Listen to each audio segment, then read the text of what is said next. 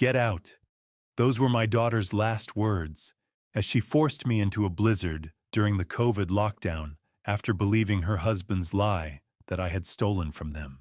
At 77, I walked into that freezing storm with $37, no phone, and nowhere open, thinking of every sacrifice I'd made raising her. 3 hours later, a police officer found me half frozen in the street. She had no idea that night would one day cost them everything.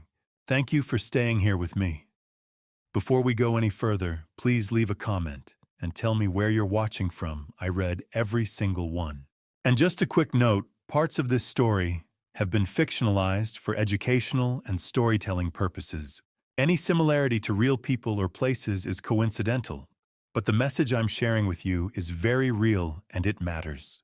The wind cut through my jacket like it wasn't even there. I couldn't feel my fingers anymore.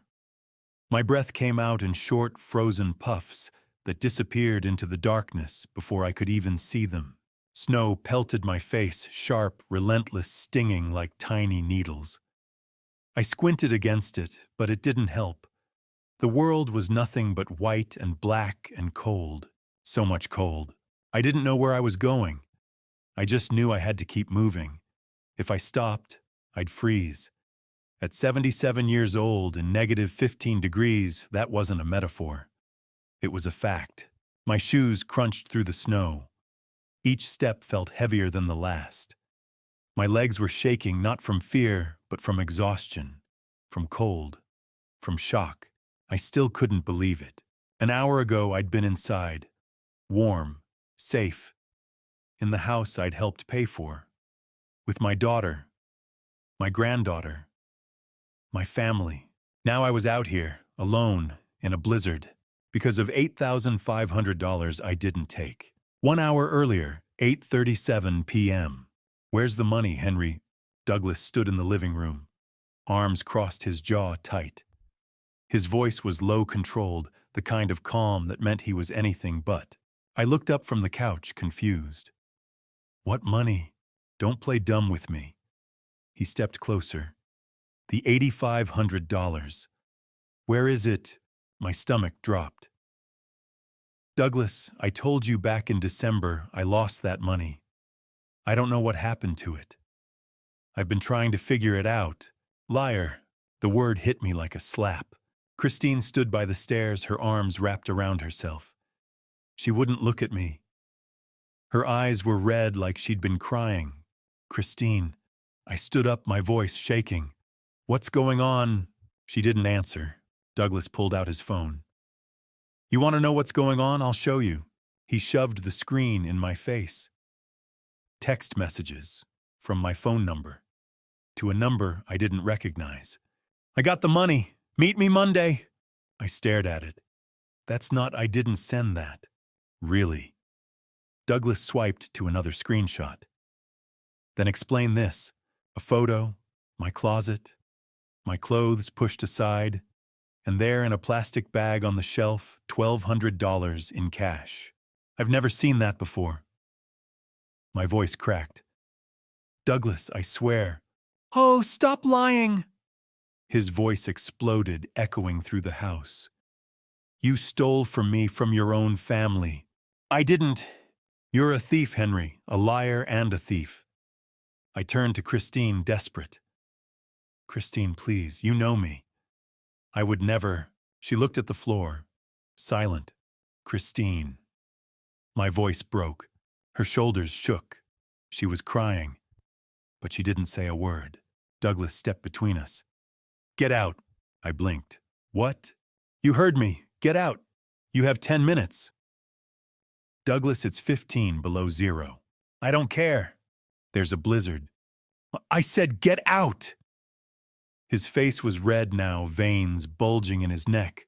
I looked past him, at Christine, at my daughter, the girl I'd raised, the woman I'd given everything for. Christine, I whispered, please. She turned away, and that's when I knew she wasn't going to stop him. I don't remember walking upstairs.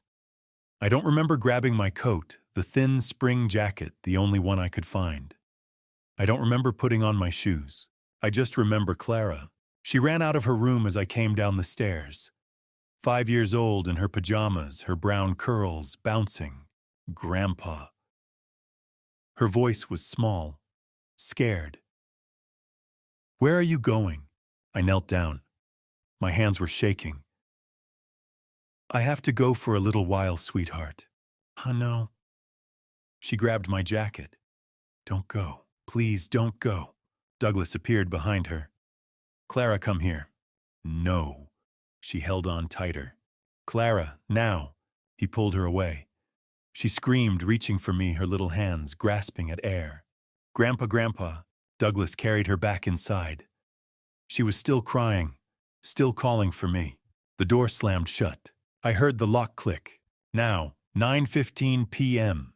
The memory played over and over in my head as I walked. Clara's voice, Christine's silence, Douglas's face. The cold was worse now. My teeth chattered so hard I thought they'd crack.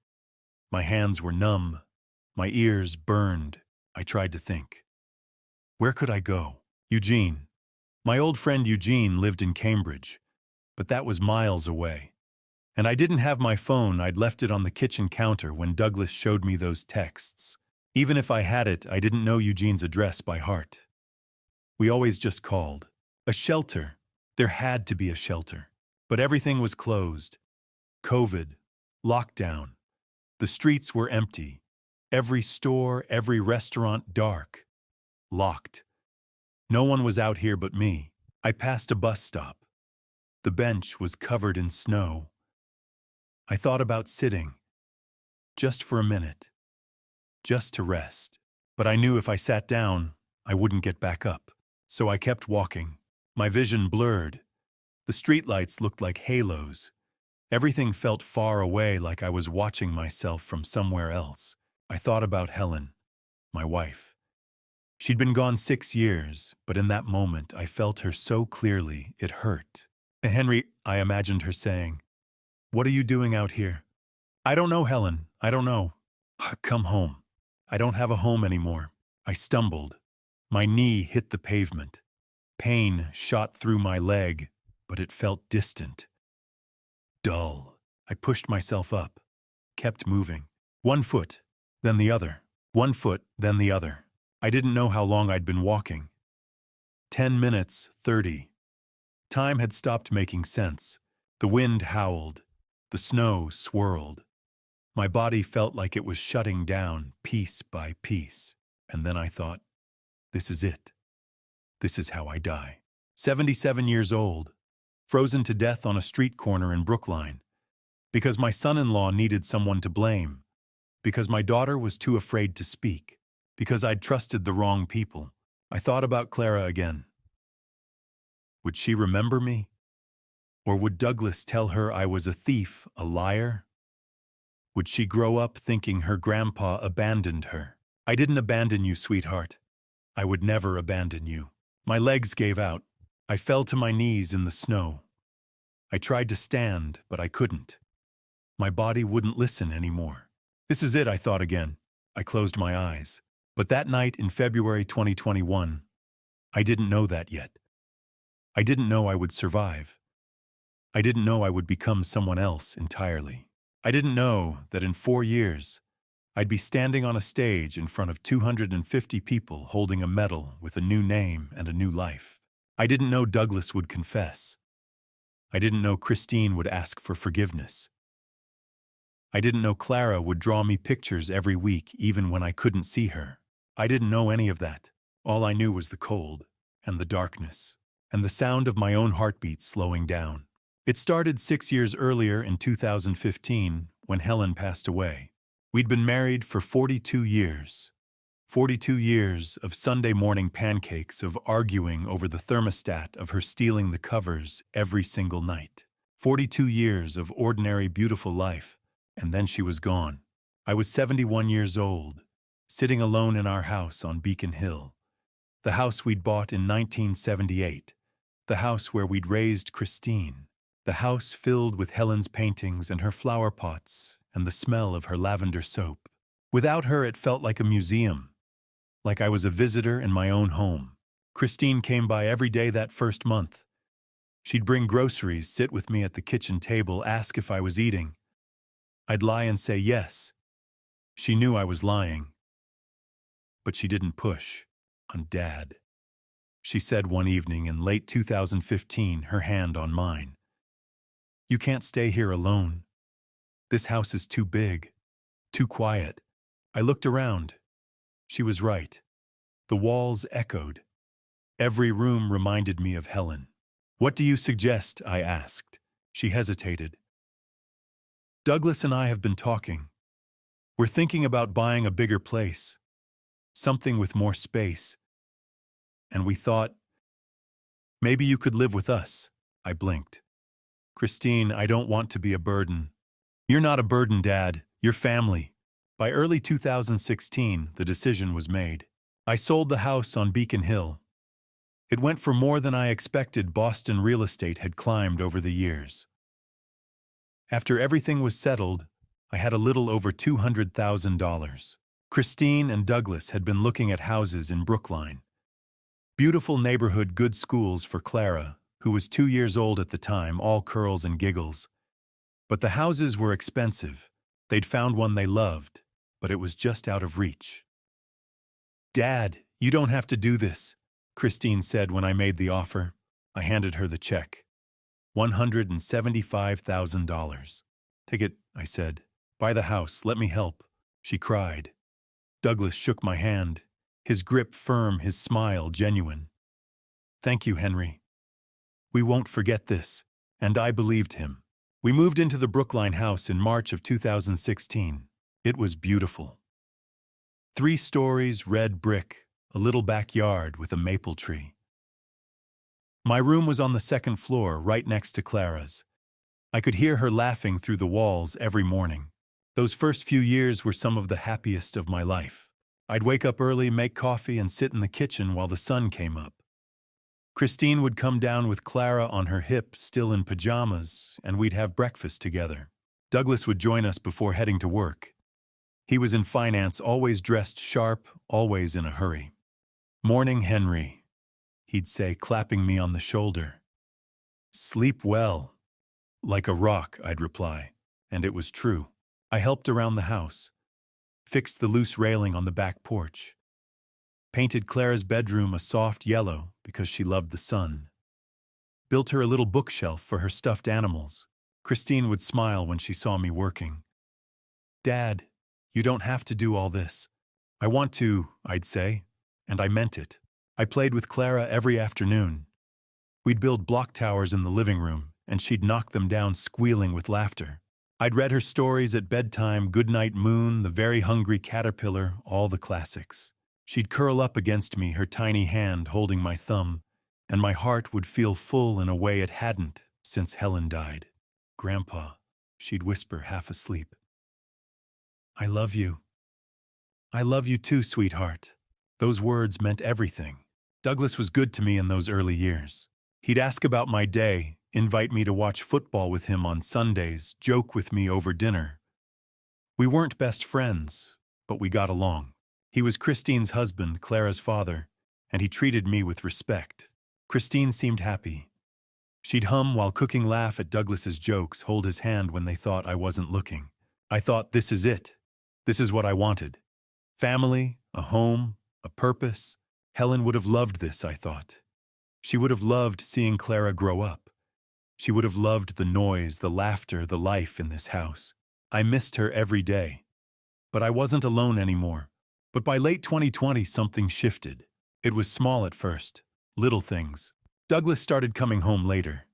He'd walk in at 8, sometimes 9, his tie loosened, his face tight. He'd barely say hello before heading to his office and closing the door. Christine stopped humming. I'd find her sitting at the kitchen table, staring at nothing, her tea going cold in front of her. You okay, honey?" I'd ask. She'd blink, force a smile. "I'm fine, Dad, just tired." But she wasn't fine. I could see it in the way her shoulders hunched, the way she flinched when Douglas raised his voice, even if it wasn't at her. And Douglas started snapping. "Henry, did you move my keys?" "No, I haven't seen them." "Well, they're not where I left them." His tone had an edge I hadn't heard before. Another time he'd ask, Did you touch the thermostat? I might have turned it up a degree. It was a little cold. Don't touch it. We have it set for a reason. I'd nod, apologize, try not to make waves, but the waves were already there. Christine and Douglas started arguing behind closed doors. I couldn't hear the words, but I could hear the tone, sharp, tense, exhausted. Clara noticed too. "Grandpa," she whispered one night as I tucked her in. "Why is Daddy mad all the time?" "He's just stressed, sweetheart. Work is hard sometimes." "Is he mad at you?" No, I lied. Everything's fine, but I didn't know if that was true. By December 2020, I started keeping my head down. I stopped offering to help with projects around the house. Stopped suggesting we all have dinner together. Stopped asking Christine if she was okay. I told myself it was just a phase. Douglas was under pressure at work. Christine was tired from taking care of Clara. Things would get better. But deep down I knew something was wrong, and I didn't know how to fix it. By 2020, I started noticing small things. Douglas's temper, Christine's silence. But I told myself it was just stress, just work, just life. I didn't see the trap closing around me. Not yet. The first sign came in October 2020. I was making coffee one Tuesday morning when Douglas walked into the kitchen, his face tight with irritation.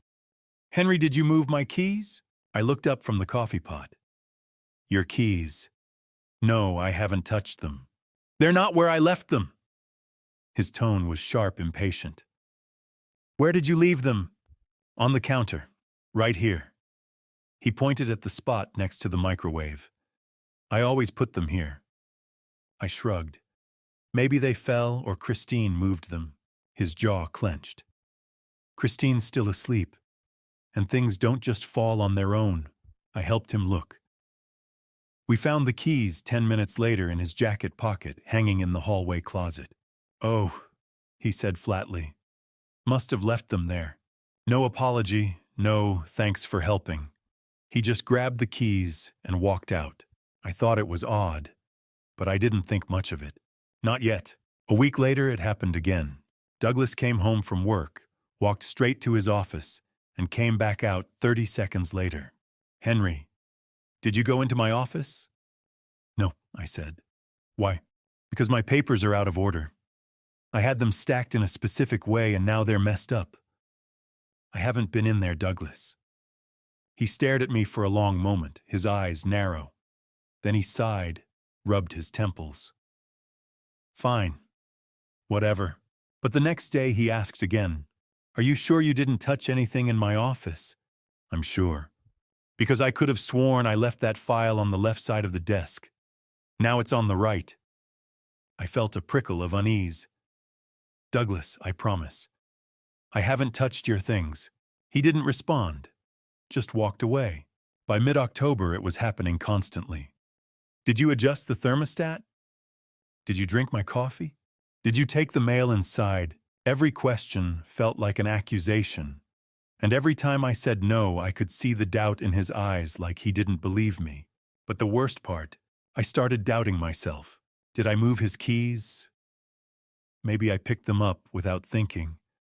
Maybe I was getting forgetful. I was 77 after all. Helen used to joke that I'd forget my own head if it wasn't attached. Maybe Douglas was right. Maybe I was slipping. In November, Douglas's tone changed. We were all having dinner, me, Christine, Douglas, and Clara. I was telling Clara a story about a trip Helen and I took to Cape Cod years ago, and she was giggling, asking questions. Douglas cut in. "Henry, didn't you already tell that story?" I paused my fork halfway to my mouth. "I don't think so." "You did, last week, word for word." Christine glanced at me uncertain. I don't remember telling it," I said slowly. Douglas leaned back in his chair, shaking his head. "You're 77, Henry. Maybe your memory's not as sharp as it used to be." The words stung. Clara looked between us, confused. "Grandpa's memory is fine." "Clara, finish your dinner." Douglas said, his voice firm. I didn't tell any more stories that night. By late November, I started keeping to myself. I'd eat breakfast early before Douglas came down. I'd spend my afternoons in my room reading, staying out of the way. I stopped offering to help around the house, stopped trying to start conversations. Christine noticed.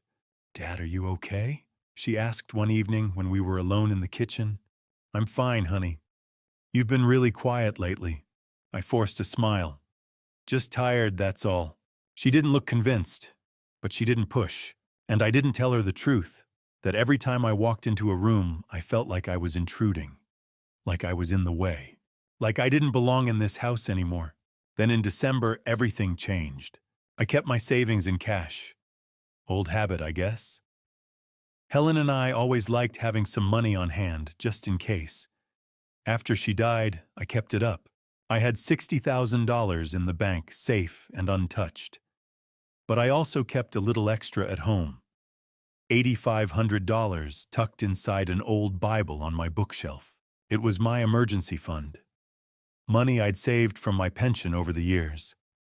I checked on it once a month, just to make sure it was still there. On December 8th, I checked. It was gone. I pulled the Bible off the shelf, flipped through the pages. Nothing. I checked the drawer beneath it, the closet, under the bed. Nothing. My heart was pounding. $8,500 didn't just vanish. I went downstairs, tried to keep my voice calm. "Christine, have you seen my Bible?" The old one with the leather cover. She looked up from her laptop. "The one from your room, number Y. I had some money in it, and it's not there." Her eyes widened. "Money? How much?" $8,500. Dad, why would you keep that much cash in a Bible?" "I always have. It was safe." Douglas walked in, overhearing. "Wait, you're saying you lost $8,500? "I didn't lose it," I said quickly. "It's just not where I left it." He crossed his arms. "Henry, did you move it? Maybe you put it somewhere else and forgot." "No, I check it every month. It was there last month." "Are you sure?" I hesitated. "Yes, I'm sure." Douglas exchanged a glance with Christine. "Henry, I don't want to say this, but maybe you're misremembering. You've been forgetting a lot of things lately." "I haven't forgotten this." "Okay." He held up his hands. "Okay. We'll keep an eye out for it." But his tone said he didn't believe me. Over the next few weeks, I tore my room apart looking for that money. I checked every drawer, every pocket, every book. I even looked in places I knew I'd never put it: under the mattress, behind the dresser, in the bathroom cabinet. Nothing. I started to wonder, did I move it? Did I take it out and forget? But I knew I hadn't. I knew it. Still, the doubt gnawed at me. And every time Douglas looked at me, I could see the judgment in his eyes. "You're getting old, Henry. You're losing it." Maybe he was right. Maybe I was. By early January 2021, the tension in the house was suffocating. Douglas barely spoke to me. Christine avoided eye contact. Even Clara seemed quieter, like she could feel the weight pressing down on all of us. I checked my bank account 3 times that month just to make sure my $60,000 was still there. It was. Untouched. So where had the $8,500 gone? I didn't know, and I was terrified to find out. But I didn't see what was coming. I didn't see the trap Douglas was setting. I didn't see how deep I'd already fallen. I just kept my head down and waited. By January 2021, Douglas stopped pretending. He didn't ask where his keys were anymore. Didn't question whether I'd touched his things. He just stopped talking to me altogether. He'd walk into the kitchen in the morning, grab his coffee, and leave without a word. If I said good morning, he'd ignore me. If I asked how work was going, he'd look right through me like I wasn't there. It was worse than anger. It was erasure.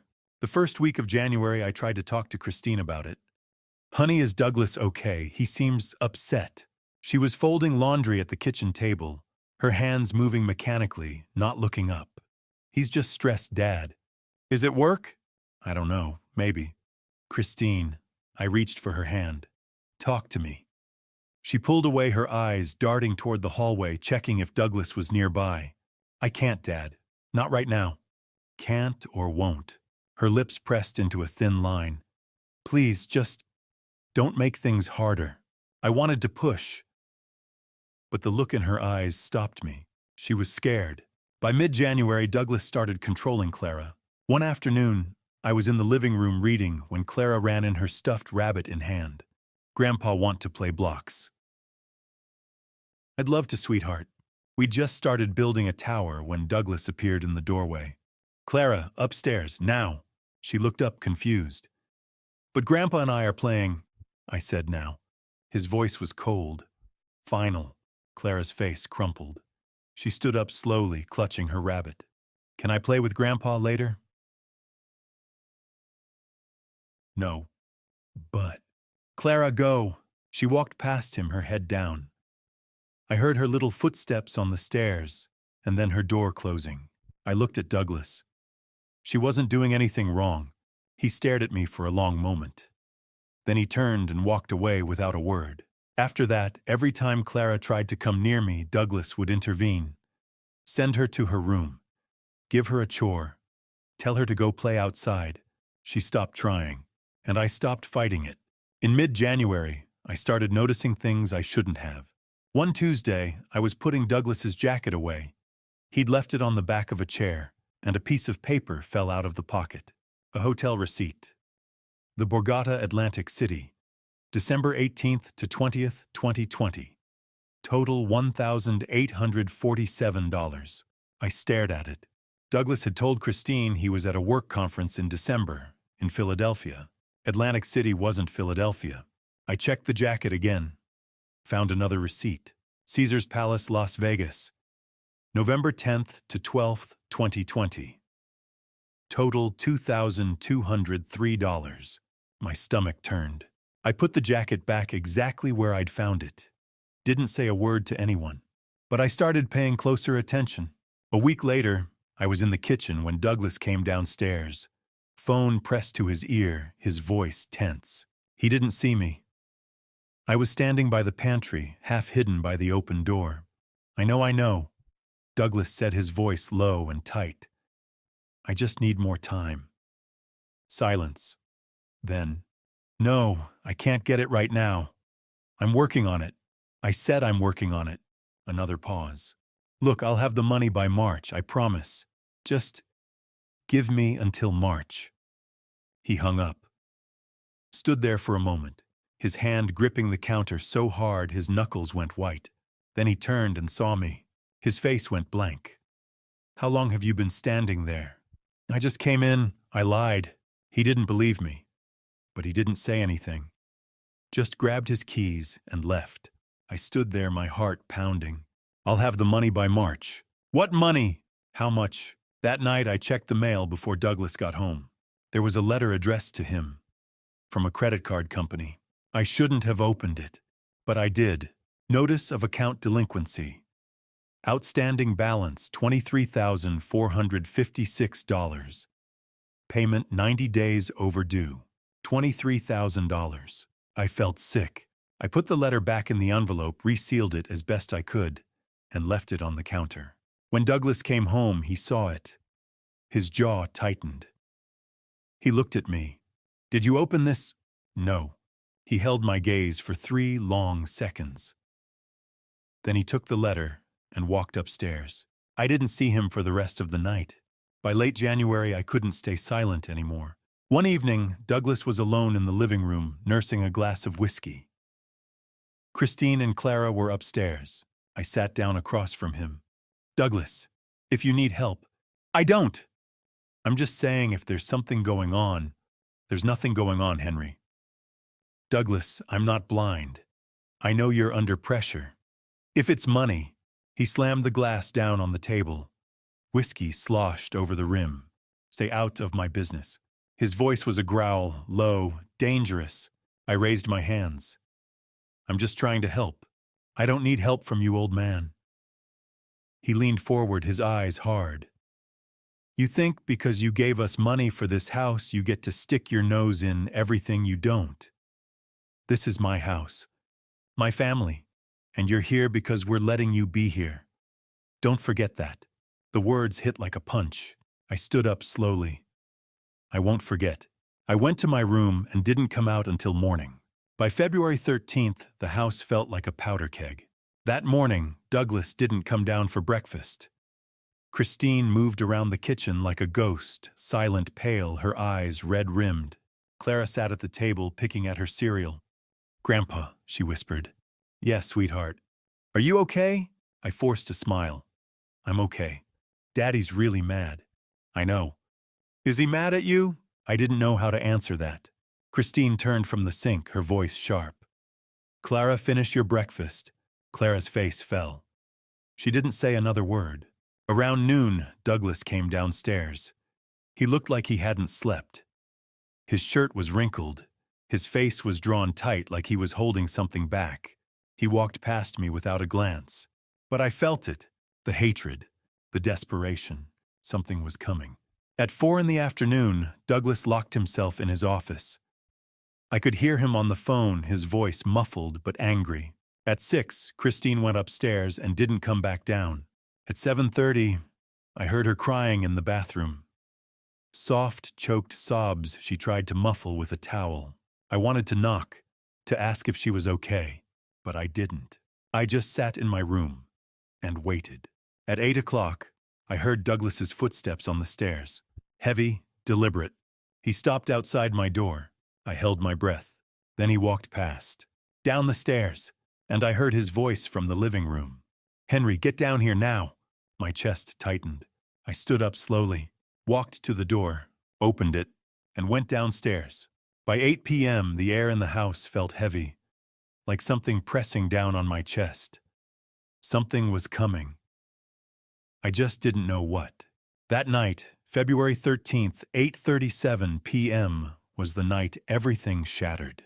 Douglas called me downstairs, accused me of stealing the $8,500 I'd lost back in December.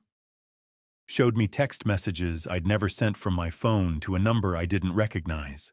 Showed me a photo of $1,200 hidden in my closet, money I'd never seen before.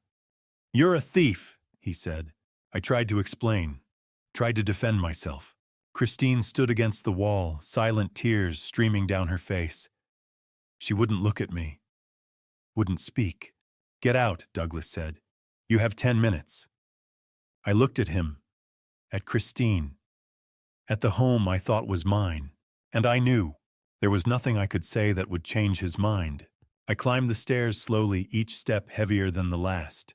My room, the room I'd lived in for nearly 5 years, felt different, smaller, like it had already stopped being mine. I stood in the doorway for a moment, looking around. The bed Christine and I had picked out together at a furniture store in Cambridge. The bookshelf I'd built with Clara one Saturday afternoon, her tiny hands holding the nails while I hammered. The curtains Helen had sewn years ago, soft blue with white trim, that I'd brought from our old house because they reminded me of her. I'd thought this was home. I'd been wrong. I opened my closet. The spring jacket hung on the left, thin navy blue meant for April mornings, not February blizzards. My winter coat was downstairs in the hall closet, but I wasn't going back down there, not to ask Douglas for anything. Not ever again. I pulled the jacket off the hanger. My wallet sat on the dresser. I opened it. $37. A photo of Christine from her college graduation. My driver's license. A library card I hadn't used in months. I slipped it into my pocket. Next to the wallet was a framed photo of Helen. She was standing on a beach Nantucket the summer before she got sick. Her hair was blowing in the wind, gray strands catching the sunlight. She was smiling. Really smiling. The kind of smile that made you feel warm just looking at it. I picked up the frame, pulled the photo out, and slid it carefully into my jacket's inside pocket close to my chest. "I'm sorry, Helen," I whispered. "I'm so sorry."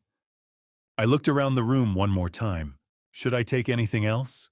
My books, my clothes, the wooden box on my nightstand, where I kept Helen's wedding ring. No, I didn't want to carry anything that would slow me down. And part of me, some stubborn, foolish part, still believed this was temporary. That Douglas would calm down, that Christine would come to her senses, that I'd be back. I know now how wrong I was. But in that moment, standing in that room, I couldn't accept that this was the end. I walked back downstairs. Douglas was waiting by the front door. Arms crossed his face hard. Christine was gone, probably upstairs with Clara. He didn't say anything, just stared at me. I stopped a few feet away. Douglas, I didn't take that money. I don't care. I'm telling you the truth. And I'm telling you to leave. I looked at him, really looked at him. At the man my daughter had married. The man I'd trusted. The man I'd given $175,000 to so he could buy this house. And I saw nothing. No guilt, no hesitation, no doubt. Just cold, empty resolve. Where am I supposed to go? I asked quietly. Not my problem. It's 15 below zero out there. There's a blizzard. You should have thought of that before you stole from me. I opened my mouth to argue, to plead, to beg. But what was the point? He'd already decided. I was halfway to the door when I heard her. Grandpa, Clara's voice, small, trembling. I turned. She was standing at the top of the stairs in her pink pajamas, her stuffed rabbit, Mr. Floppy, she called him, clutched tight against her chest. Her eyes were wide, red-rimmed from crying. Where are you going? My throat closed up. I have to leave for a little while, sweetheart. Why?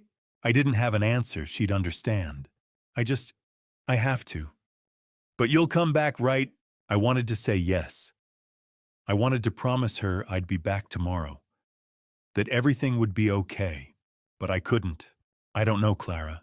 Her face crumpled. No, Grandpa, you can't go. Please don't go. She ran down the stairs, her little feet pounding on the wood, and threw herself at me, wrapping her arms around my waist. Please stay, please. I knelt down, my hands shaking, and touched her face. Her cheeks were wet with tears. I love you, Clara. I love you so, so much. Then don't leave me. I have to. Why? Because I couldn't finish. Couldn't tell her the truth. Douglas stepped forward and grabbed her arm. Clara, let go. No, she held on tighter. Clara, now! He pulled. She screamed. Grandpa, don't go. Her fingers slipped from my jacket. Douglas lifted her, and she kicked, reaching for me, sobbing so hard she could barely breathe. Please, please come back. Christine appeared from the kitchen. She took Clara from Douglas, turned her away from me, held her tight. Shh, baby, shh, it's okay. But it wasn't okay. Clara kept crying, kept calling for me. And Christine, my daughter, wouldn't even look at me. Douglas opened the door. The cold rushed in. Brutal. Instant. Out. I looked at Clara one last time. At Christine. At the house I'd helped buy. The home I'd thought was mine. And I stepped outside. The door slammed behind me. I heard the lock turn. Click. I stood on the front step, my breath misting in the freezing air. Inside, I could still hear Clara crying. Her voice muffled through the walls, but unmistakable. Grandpa! Grandpa! I wanted to knock, to bang on the door, to demand they let me back in. But I didn't. I just stood there. And then one by one the lights inside started going out. First the living room, then the hallway, then the kitchen. The house went dark, and I realized they were done with me. I turned away from the door. The street was empty. Silent except for the howl of the wind. Snow swirled through the air, thick and blinding. The streetlights cast pale yellow circles on the ground, but between them everything was shadow. I pulled my thin jacket tighter, useless against the cold, but it was all I had. $37 in my wallet, a photo of Helen in my pocket, and nowhere to go. I started walking, one foot in front of the other.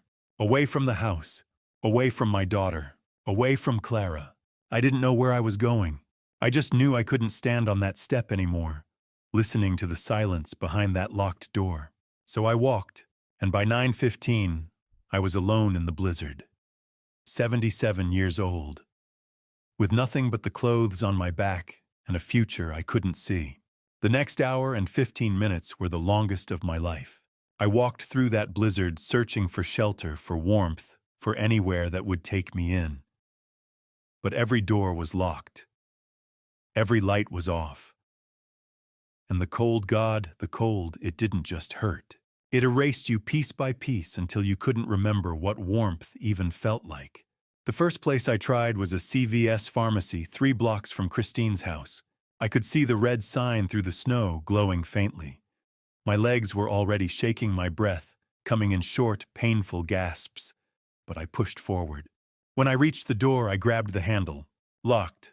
A sign taped to the glass read, "Closed due to COVID-19 restrictions.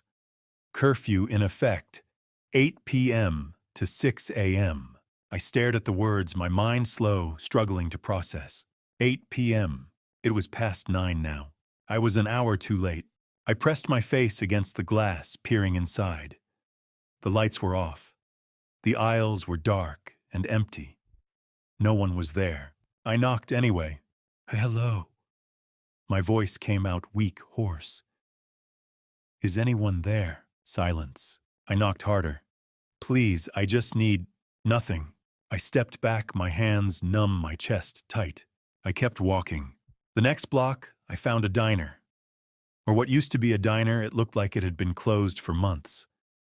The windows were dark, the chairs stacked on the tables inside. Another sign on the door, temporarily closed. Temporarily? I wondered how many businesses had put up that sign thinking they'd reopen in a few weeks. How many never did. I tried the door anyway. Locked. A bank. Locked. A coffee shop. Locked. A small boutique selling scarves and mittens, ironic considering what I needed, locked. Every single door. COVID had shut the world down. And I was on the wrong side of it. By the time I'd walked 6 blocks, I couldn't feel my hands anymore. I tried flexing my fingers, but they wouldn't respond. They were stiff, clumsy, like they didn't belong to me. My ears burned. Not the kind of burn from heat, the kind from cold. Sharp. Biting. The wind tore at them and I had nothing to cover them with. I pulled my jacket collar up as high as it would go. It didn't help. My legs were shaking so badly I could barely walk straight. Each step felt like lifting a weight. My knees threatened to buckle with every movement. "Keep moving," I told myself. "If you stop, you'll freeze." But I was so tired. I found a bus stop with a covered bench. The shelter wasn't much, just a plastic roof and 3 walls, but it blocked some of the wind. I collapsed onto the bench, my body trembling violently. The cold had soaked through my jacket, through my shirt, into my skin. My teeth chattered so hard I thought they'd crack. I tried to think. Where can I go? Eugene. My friend Eugene lived in Cambridge, but that was miles away. And I didn't have his address memorized. I'd always just called when I needed to visit. And my phone, I'd left it on the kitchen counter when Douglas showed me those fake texts. A shelter. There had to be a homeless shelter nearby. But I didn't know where.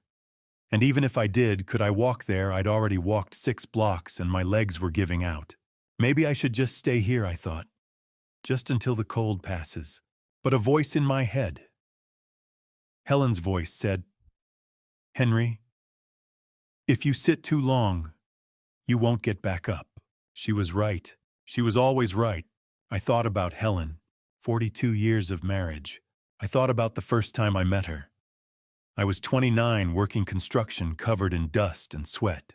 She was at a diner with her friends laughing at something one of them said, and when she looked up and saw me staring, she didn't look away. She smiled, and I was gone. I thought about our wedding. Small. Just family and a few friends. Helen wore a simple white dress she'd found at a thrift store. She said she didn't need anything fancy. She just needed me. I thought about the night Christine was born. How Helen held her tears streaming down her face and whispered, "We made this. We made her." I thought about Sunday mornings. Pancakes. Helen always burned the first batch and I'd eat them anyway, and she'd laugh and call me a terrible liar.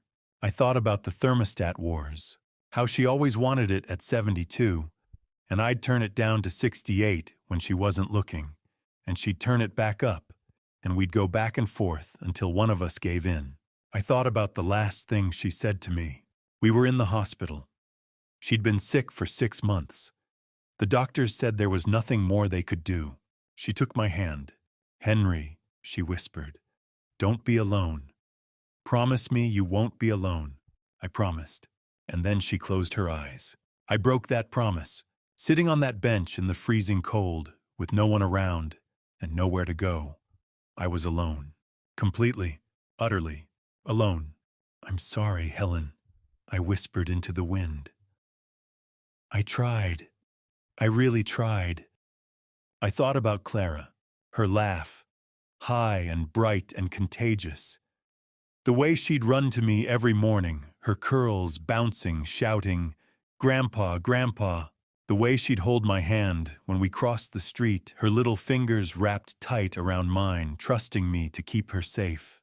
The way she'd sit in my lap while I read her stories. "Where the Wild Things Are." "Goodnight Moon."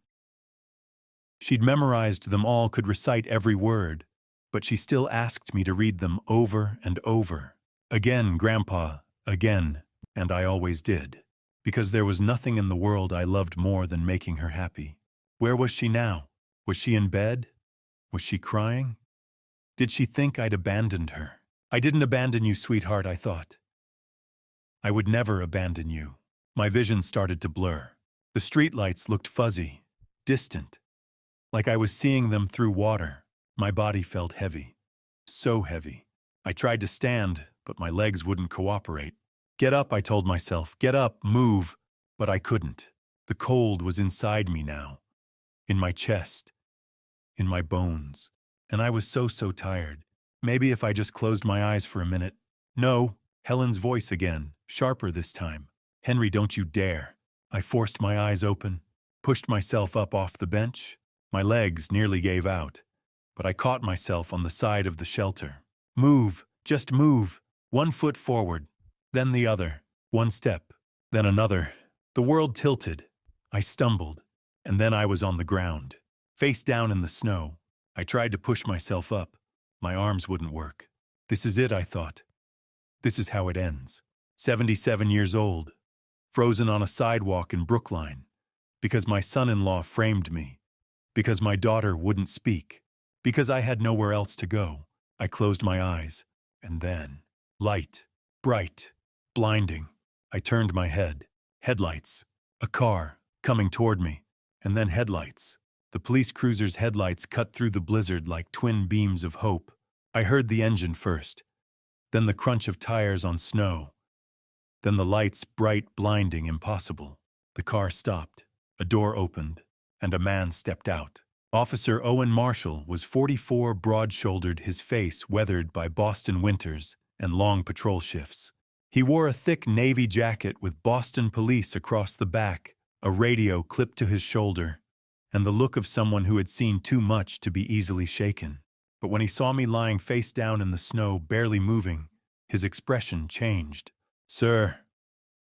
He knelt beside me, a gloved hand gripping my shoulder.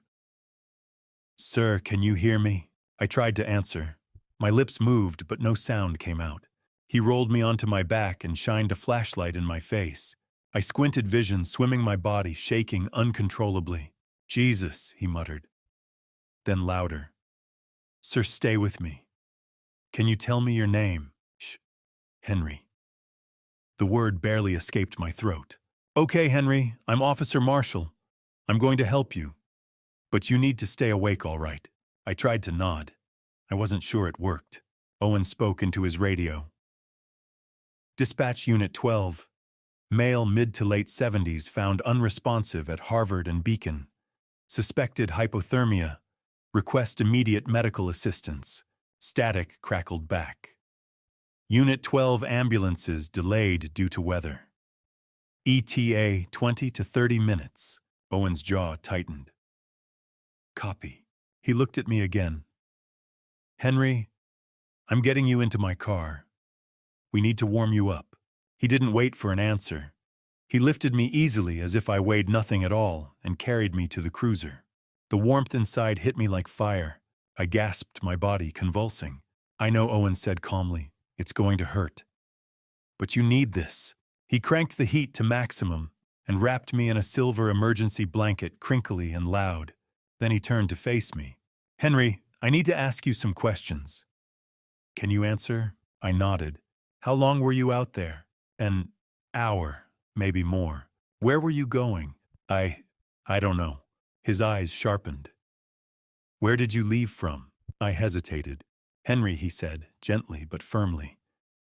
Are you in danger? Did someone do this to you? I closed my eyes, and I told him. About Helen. About moving in with Christine and Douglas. About the $175,000 I gave them for the house. About Douglas changing. The gaslighting. The missing $8,500. The fake texts. The cash planted in my closet. About tonight. The accusation. Christine's silence. Clara screaming as they dragged her away. About being thrown into a blizzard at 77 years old with nowhere to go. By the time I finished, my voice was gone. Owen sat quietly. Then he said, that's elder abuse. I blinked. What? And if he framed you and threw you out knowing you could die, he continued, that's attempted manslaughter. I don't want to press charges, I whispered. I just want, Henry Owen interrupted. This isn't just about what you want. What he did is a crime. He's my daughter's husband, and that makes it okay. I looked down. It doesn't, I said, but I don't want to hurt Christine. Owen exhaled slowly. Your daughter let him throw you into a blizzard. I don't know why. Fear, maybe. But she let it happen. The truth settled heavy in my chest. Owen pulled a thermos from the console. Drink. Hot water, he said. It'll help. I sipped carefully. The warmth spread through my chest and stomach. It was the best thing I'd ever tasted. Thank you, I whispered. Owen hesitated, then said, I have a father. 75. Lives in Worcester. I looked at him. He's stubborn. Says he doesn't want to be a burden. I check on him every week. His voice lowered. If someone did this to him, I wouldn't let it slide. He looked at me. You remind me of him. My throat tightened. You don't deserve this, he said. You deserve safety, warmth, dignity. Snow battered the windows as we waited. Then red lights appeared behind us. The ambulance arrived. 2 paramedics jumped out. This is Henry Owen told them. 77, hypothermia, mild frostbite, stable for now. A woman knelt beside me. Hi, Henry. I'm Vanessa. We've got you. They transferred me onto a stretcher, wrapped me in heated blankets, and loaded me into the ambulance. Owen stood in the open doorway. You're going to be okay, he said. I want to believe you, I replied. Thank you, I whispered. For stopping. He squeezed my shoulder. I'm glad I did. The doors closed. The ambulance pulled away. I closed my eyes and let the warmth take me. I woke up 3 days later. The first thing I heard was the beeping. Steady, relentless. A heart monitor. The second was the light. White and fluorescent. Hospital light. The third was warmth. Real warmth. The kind that reminds you you're still alive. I opened my eyes. A woman in blue scrubs stood beside my bed reading a chart. Dark hair pulled back. Glasses perched on her nose. She looked up. Welcome back, Henry. Her voice was calm, kind. I tried to speak, but my throat burned. I coughed instead. She poured water into a plastic cup and handed it to me. Small sips. I obeyed. Where am I? Boston Medical Center. You were admitted on February 14th. Today is the 17th. 3 days gone. I'm Dr. Allison Ward. You came in with stage 2 hypothermia, mild frostbite on your ears and fingers, and a laceration on your forehead that required 6 stitches. I touched the bandage above my eyebrow. You fell face first, she said gently. Officer Marshall found you just in time. 5 minutes later. She didn't finish. She didn't need to. The next days blurred together. Nurses checked my vitals every few hours. Temperature, blood pressure, oxygen. The frostbite felt anything but mild, like sandpaper on raw skin. Dr. Ward said I was lucky. No permanent damage. My fingers would heal. My ears would heal. The stitches would come out in 10 days. You're stronger than you look, she said. I didn't feel strong. I felt hollow. Owen came every day. The first time he brought a turkey sandwich and orange juice. Hospital food's terrible, he said. Thank you, I whispered. He sat down. I filed a report about what happened. My chest tightened. You didn't have to. Yes, I did. Elder abuse, fraud, possibly attempted manslaughter. What happens now? That depends. Do you want to press charges? I didn't know. I need time. Owen nodded. If you don't do something, he'll do it again. Maybe not to you, but to someone. He was right. Still, the thought of dragging Christine through court, of involving Clara, I couldn't. Not yet. On February 16th, Owen returned and leaned forward. Henry, do you have anywhere to go? I thought about Beacon Hill, sold years ago. Christine's house. The slammed door, the lock clicking shut. Old friends I didn't want to burden. No, I said quietly. I figured, Owen replied. Let me make some calls. 2 days later, he returned with a woman in her early 60s. Silver hair, warm eyes, calm presence. Henry, this is Dr. Lorraine Hughes, director of Haven Hope. She shook my hand, firm, steady. What's Haven Hope? I asked. A nonprofit. Housing and support for older adults experiencing homelessness. 30 beds, full-time staff, a community. You want to give me a place to stay, if you're willing to accept it. I don't want charity. She smiled gently. This isn't charity. It's a chance to rebuild. We offer job training, mental health support, and connection. A future. Why me? Because you deserve a second chance. You were thrown out by someone who should have protected you. That isn't your shame to carry. Her words settled deep. Owen nodded. It's safe, and she's the real deal. How much does it cost? I asked. Nothing, just participation. I thought about shelters, cots, crowded rooms, or the street. When can I go? As soon as you're cleared. On February 21st at 10 a.m., I was discharged. Owen drove me. Haven Hope sat in the south end between brownstones and a small park. 3 stories, red brick, green door. It looked like a home. Dr. Hughes met us at the entrance. Welcome, Henry. Inside, the walls were soft yellow. Plants lined the windows. Framed photos of smiling residents hung everywhere. 30 rooms, she said, most occupied. She stopped at a door marked 12. This is yours. Inside was a single bed with a blue comforter, a dresser, a desk, a window facing the park. It wasn't much, but it was mine. That afternoon, I met Denise Porter, mid-50s, curly red hair, kind smile. You must be Henry. Room 8. We shook hands. How is it here? I asked. She thought. It's safe. No judgment. Dinner's the best part. That night, I sat at a long table with 8 others. They asked my story. I gave the short version. They nodded, then shared their own. Divorce, illness, eviction, abuse, bad luck. We were broken in different ways. But we were here. Later, I lay in bed, listening to the quiet hum of the building. Dr. Hughes's words echoed. Welcome home. But I didn't feel like Henry anymore. Henry had walked into a blizzard alone. That man died out there. And maybe that was okay. Maybe it was time to become someone new. Someone who could begin again. I closed my eyes. For the first time in weeks, I felt possibility. That afternoon, my first day at Haven Hope, Dr. Lorraine asked me to come to her office. Just some paperwork, she said. Her office was small. Bookshelves on one wall. A desk cluttered with files. A window overlooking the park. She sat across from me, a registration form between us. Full legal name, Henry Robert Wallace. She wrote it down. Then paused. What would you like us to call you? I frowned. What do you mean? Some residents go by nicknames, middle names, whatever feels right. This is a fresh start. You get to decide. I sat back.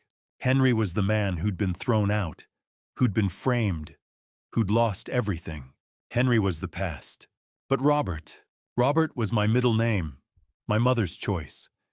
Named after her father, a man I'd never met, but who she said was strong, kind, and stubborn in all the right ways. Robert felt different. Clean. Robert, I said. Call me Robert Wallace. Lorraine smiled and crossed out Henry. Okay, Robert, let's start fresh. The first week was hard. Not because Haven Hope was bad. It was because I didn't know how to exist anymore. I'd spent 5 years being useful, fixing things, playing with Clara. Now I had nothing but time to think, and thinking was dangerous. I thought about Clara's face that night, Christine's silence, Douglas's empty eyes. I thought about Helen, about the promise I'd made, don't be alone, and how I'd broken it. I thought about the $8,500, the texts I didn't send, the cash I didn't plant. How did I not see it coming? On the third day, Denise knocked on my door. You coming to lunch? I was sitting on my bed, staring at the wall. I'm not hungry. Uh-huh. She leaned against the doorframe. Look, Robert, the first week sucks. You're in a new place, you don't know anyone, and your brain won't shut up. Right? I nodded. Thought so, come on. She didn't wait. Just turned and walked. I followed. At lunch, Denise told me her story. I was married 23 years, she said. Marketing manager, nice apartment in Cambridge. Thought I had it figured out. Yeah, what happened? My husband left me for his assistant, 28 years old. Cliché, right? She laughed bitterly. Divorce took 2 years. Spent everything on lawyers, lost the apartment, got laid off during COVID. Slept in my car for 3 months before I found this place. I stared. 3 months. Yep. And I survived? She pointed her fork at me. You're not the only one who lost everything, Robert. We all did. But we're still here. That counts. I looked around. 10 other residents, all with stories like ours. You're right, I said quietly. By the second week, Dr. Lorraine suggested I talk to someone. Her name's Dr. Susan Gallagher. She's our therapist. Just give it a try. Dr. Susan's office was on the second floor. Small, cozy, 2 chairs facing each other. She was in her early 50s with short brown hair and eyes that saw more than you wanted them to. So, Robert, she said, what do you want? What do I want? Yes, out of life, out of being here, out of this next chapter. I didn't know. I don't want to disappear, I said finally. Like I never mattered. Like everything I did, raising Christine, helping Douglas, being there for Clara, was for nothing. You're 77 years old, Susan said. You lived a full life, married 42 years, raised a daughter, worked. You didn't disappear. You were betrayed. The word hit hard. I trusted them. I said, voice cracking. How could I be so blind? Because you're a good person. Good people assume others are good too. She leaned forward. But you don't have to let their betrayal define you. You have knowledge, experience, skills. Use them. I looked at my hands. 77 years old. Still strong. What if it's too late? Susan smiled. You're here, aren't you? You survived. That's not nothing. That's everything. The third week, I started finding ways to be useful. The dining table had a wobbly leg. I fixed it. One resident, Margaret, had a broken jewelry box from her grandmother. I fixed that too. Word spread. Soon people were asking for help. A loose drawer, a squeaky door, a bookshelf. I said yes to everything. It felt good, like I mattered again. Haven Hope ran a small childcare program. On Thursdays, I started reading to the kids. Where the Wild Things Are, Goodnight Moon, the same books I'd read to Clara. At first it hurt. Every page reminded me of her.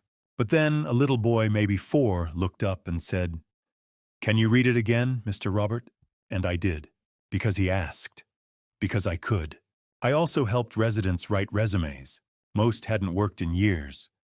Didn't know how to format one. Didn't know what to say. I'd sit with them at the dining table and we'd work through it. What did you do before? They'd tell me. And I'd help them see that raising kids, managing a household, surviving hard times, those were skills. Valuable skills. By the end of the month, 3 people had interviews. 1 got hired. In early March, Dr. Lorraine called me back to her office. Robert, I have a proposition. We need a community health worker. Part-time. $17 an hour. Helping residents navigate healthcare, mass health appointments, transportation. I blinked. Lorraine, I'm 77. I don't have a degree. No. But you have life experience. And that's worth more. She leaned forward. You've fixed half the furniture here. Read to every kid. Helped 4 people with resumes. You care. That's what matters. I thought about it for 2 days. Then I said yes. My first day, I helped a woman named Rosa sign up for Mass Health. She was 62. Had diabetes. Hadn't seen a doctor in 3 years. We sat at my desk and walked through the application step by step. When we finished, she cried. Thank you, she whispered. I didn't know what to say, so I just nodded. Over the next few weeks, I helped a dozen residents. Connected them with services, scheduled appointments, arranged rides. It wasn't glamorous, but it mattered. And for the first time in months, I felt like I had purpose. By April, I had a routine. Wake at 6, breakfast at 7, work 8 to 2, read to the kids on Thursdays, dinner at 6, evening walks. I had a room, a job, a community. I had a name, Robert Wallace. Not Henry anymore. Henry had died in that blizzard. Robert was who I was now. And maybe that was okay. Maybe I could start over. Maybe I could become someone new. In late March, 2 weeks after I started working as a community health worker, a detective came to Haven Hope. His name was Warren Hayes. Mid-40s. Gray suit. Tired eyes. He asked to speak with me privately. We sat in Dr. Lorraine's office. Detective Hayes pulled out a notebook. Mr. Wallace, Robert Wallace, I've been investigating what happened to you on February 13th. My chest tightened. I don't want to press charges. I understand. But there's been a development. He flipped through his notes. A colleague of Douglas Grant, a man named Philip Donovan, came forward. He reported that Douglas owes $77,000 in gambling debts. I stared at him. We investigated the text messages allegedly sent from your phone. They were fabricated. Douglas created them to frame you. He paused.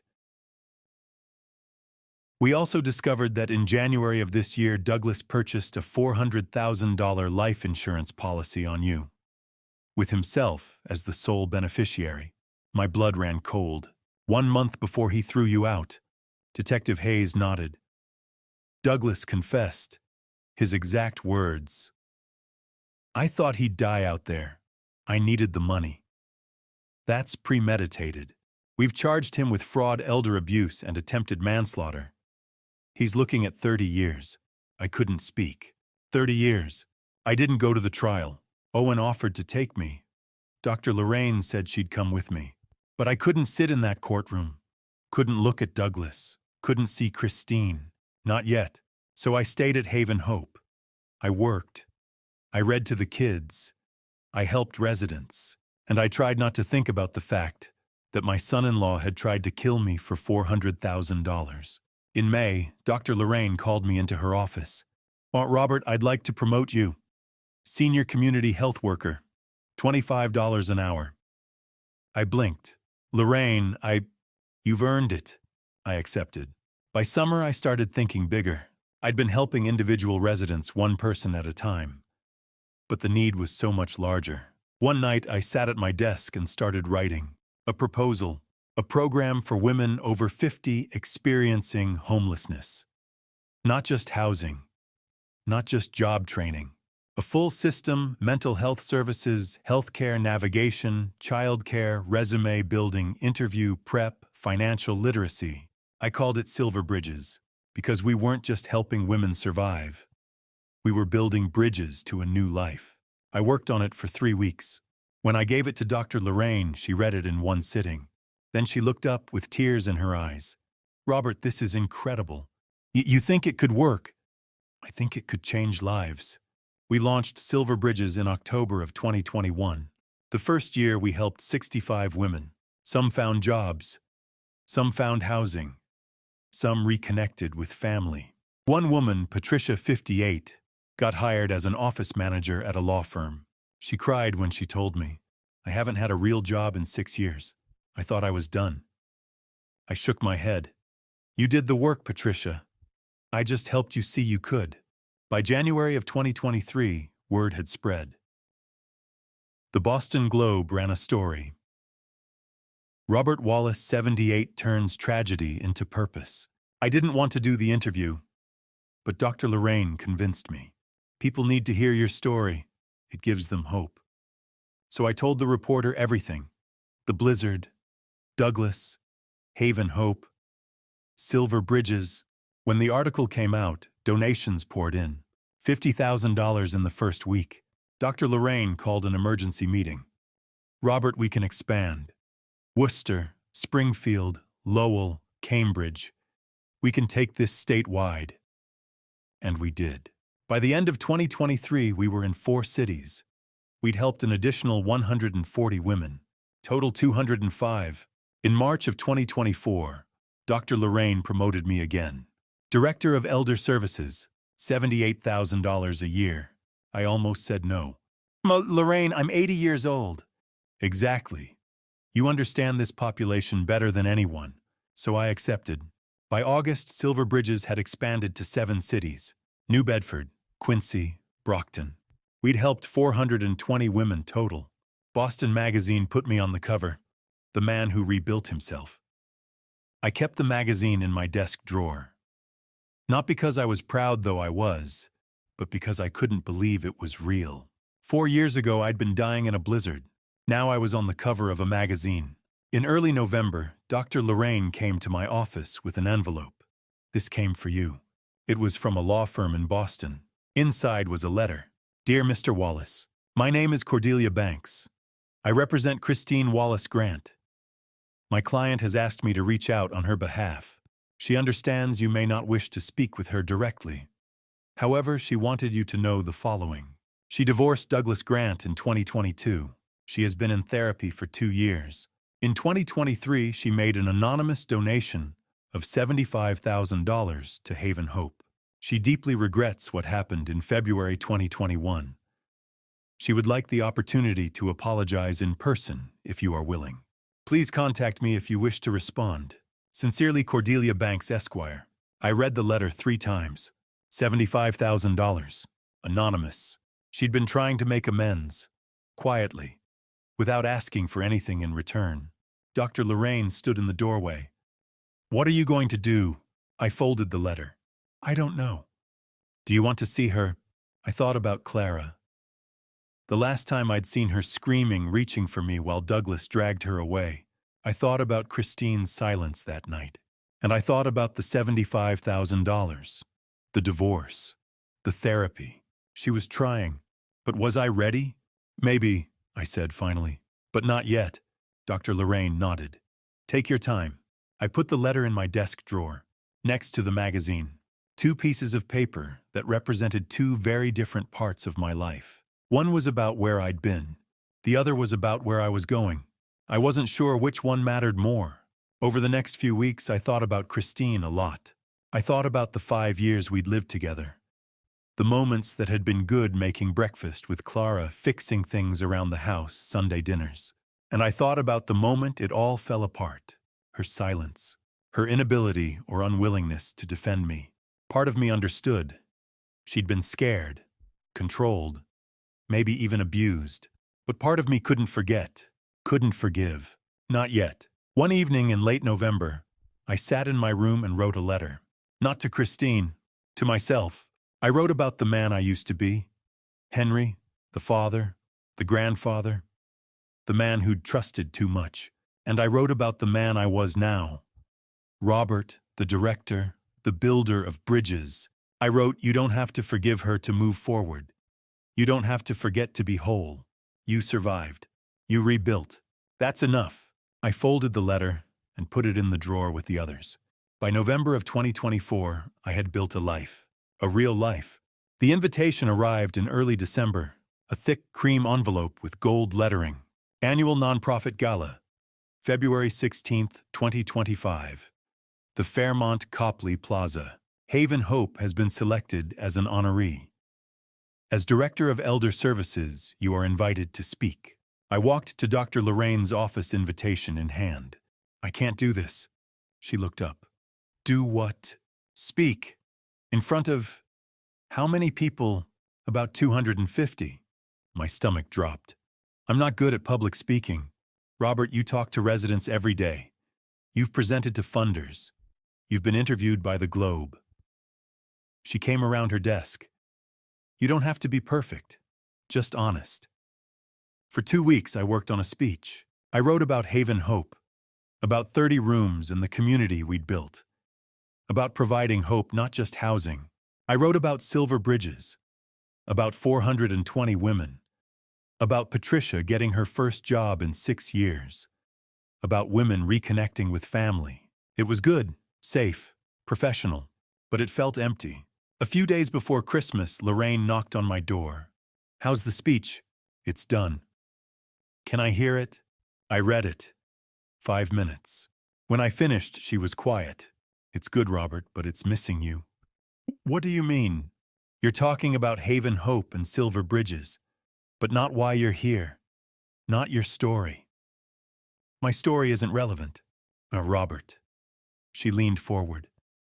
"You survived elder abuse, were thrown out in a blizzard, nearly died, rebuilt your entire life from nothing. That's powerful. I don't want people to pity me.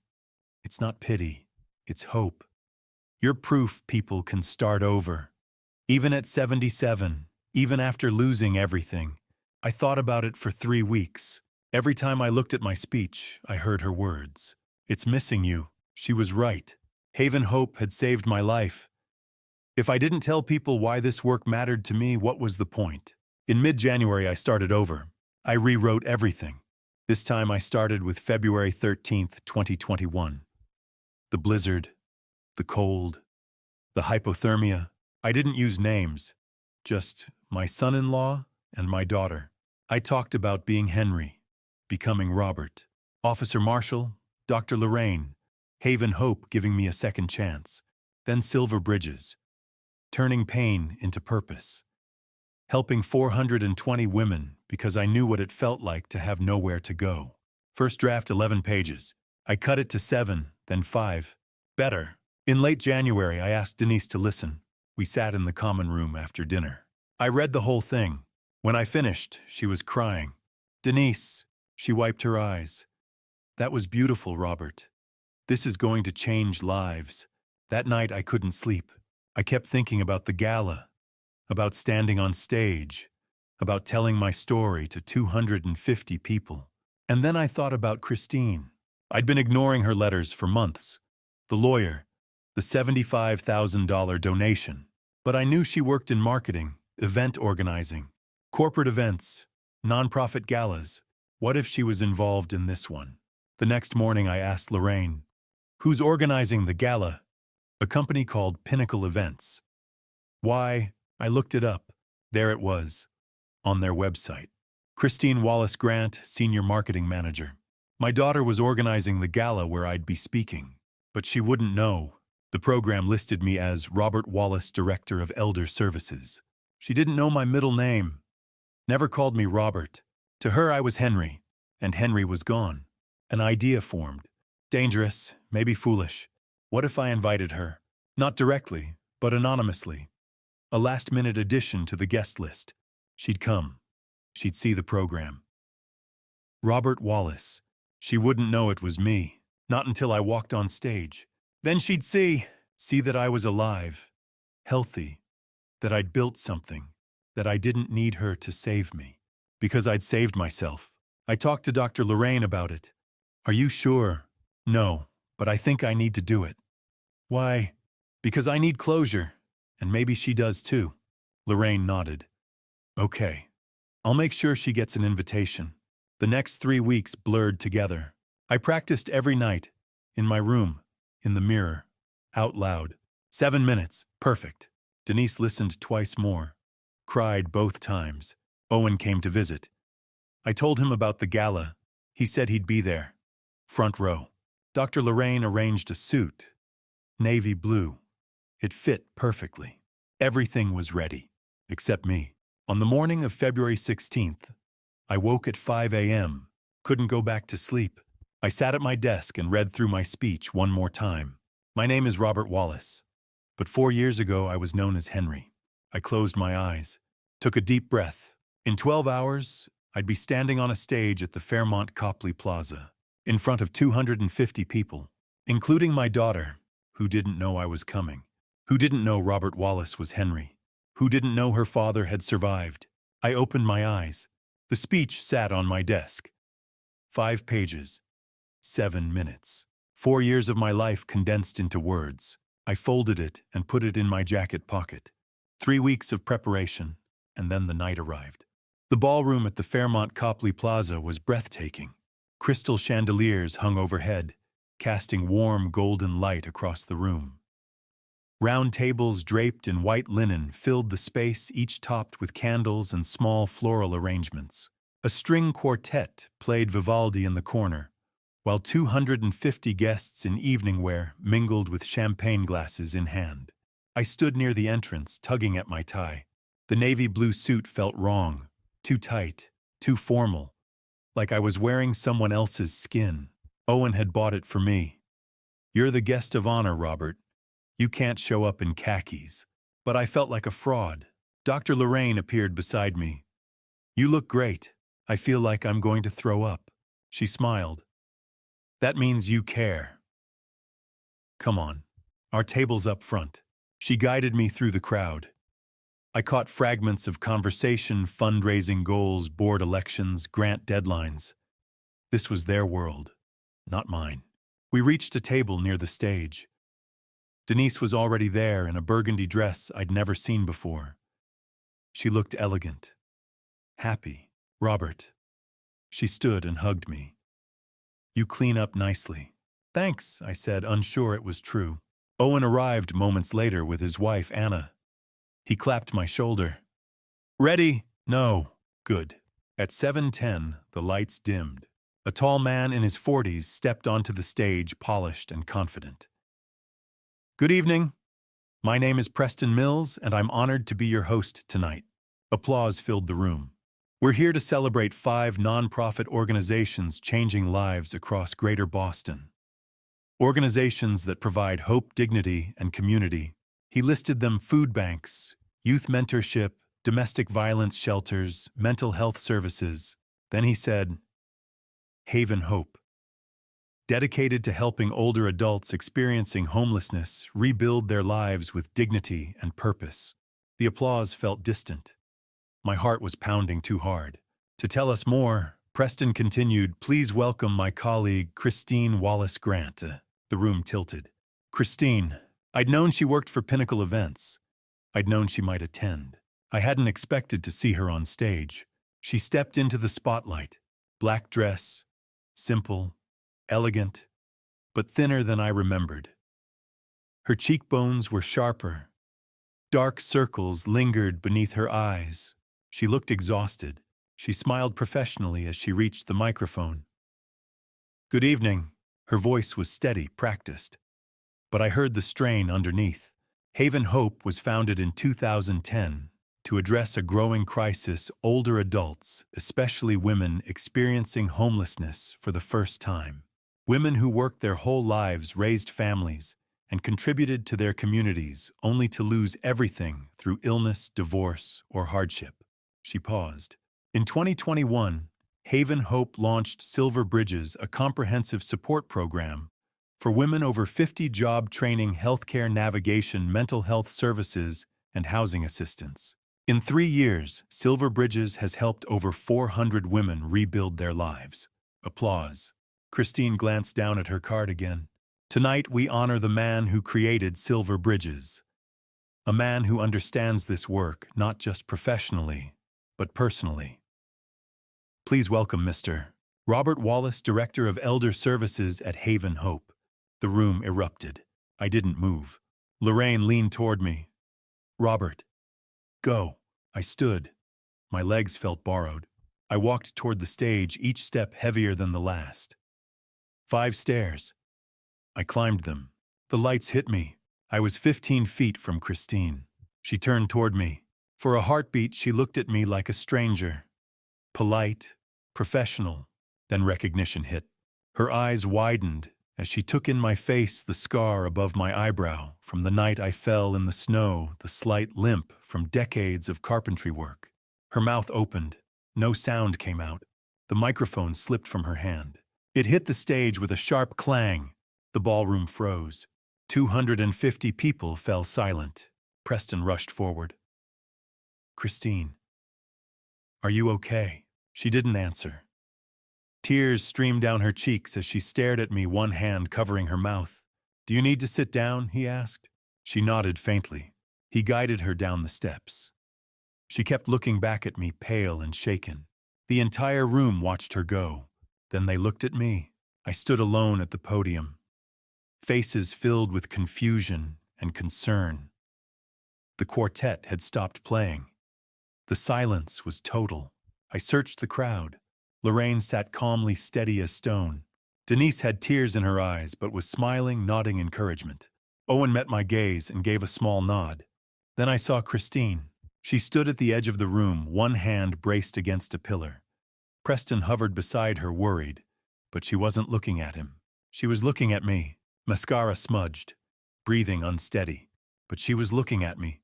For the first time in 4 years, I turned back to the microphone, picked it up. Feedback screeched briefly. I flinched, then silence. I took a breath, and I began. Before I tell you the truth, comment I'm here so I know you haven't walked away. One quick note: what comes next contains fictional elements added for learning and reflection. If that's not something you want to hear, you're free to pause or exit now. My name is Robert Wallace. I paused. 250 faces stared back at me. But 4 years ago I was known as Henry. Another pause. Confusion rippled through the room. 4 years ago I disappeared. Not because I wanted to, but because someone wanted me gone. The silence deepened. The past. 1973. I met Helen at a Cambridge diner. We talked for 3 hours. Married in 74. Had a daughter in 76, Christine. I didn't look at her yet. Helen passed away in 2015. After 42 years together, I didn't know how to live without her. My voice cracked. In 2016, I sold our Beacon Hill home, gave my daughter and her husband $175,000 for a bigger house in Brookline. I moved in with them. I let the numbers sink in. For 4 years, I lived with Christine, her husband Douglas, and my granddaughter Clara. I fixed things, played with Clara, cooked dinner, tried to be useful. Pause. But Douglas had a secret. $77,000 in gambling debts. Atlantic City, Las Vegas. And he needed money fast. The room went still. In December 2020, $8,500 disappeared from my room. Cash from my pension. I kept it in my Bible. Someone gasped. Douglas accused me of losing it, of being confused. 77 years old. Maybe your memory's not as sharp as it used to be, Henry. I mimicked his voice. Then I discovered the truth. Douglas bought a life insurance policy on me. $400,000, January 2021. 1 month before he threw me out. Louder gasps. He didn't just want my money. He wanted me dead. The night that changed everything. February 13th, 2021, 8:37 p.m. Douglas called me downstairs, showed me fake text messages, photos of cash hidden in my closet that I'd never seen.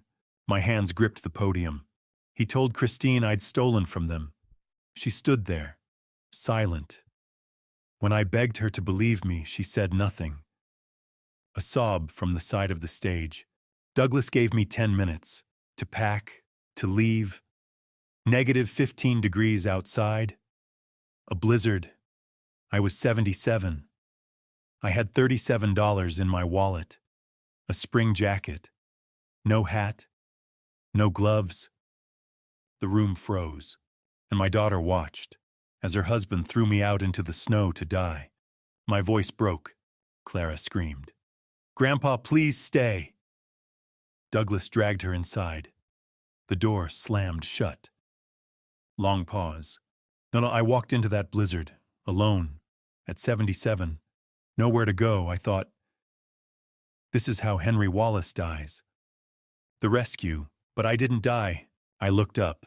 At 10:30 p.m., Boston police officer Owen Marshall found me. Half frozen, hypothermic, collapsed at a bus stop. I pointed to the front row. Owen stood. People clapped. Officer Marshall saved my life. Boston Medical Center. 3 days hospitalized. 6 stitches in my forehead. Frostbite on my ears and fingers. Owen sat. When I woke up, Dr. Lorraine Hughes visited me. She ran Haven Hope, a shelter for homeless older adults. She offered me a bed, a chance, a future. I looked at Lorraine. Tears streamed down her face. She also offered me a choice. Stay Henry Wallace, the man who was betrayed, thrown away, who nearly died, or become someone new. The Transformation. February 21st, 2021. I chose a new name. Robert Wallace. My middle name. I started over. I straightened. I worked as a community health worker. Helped residents with mass health. Drove them to appointments. Listened to their stories. March 2021.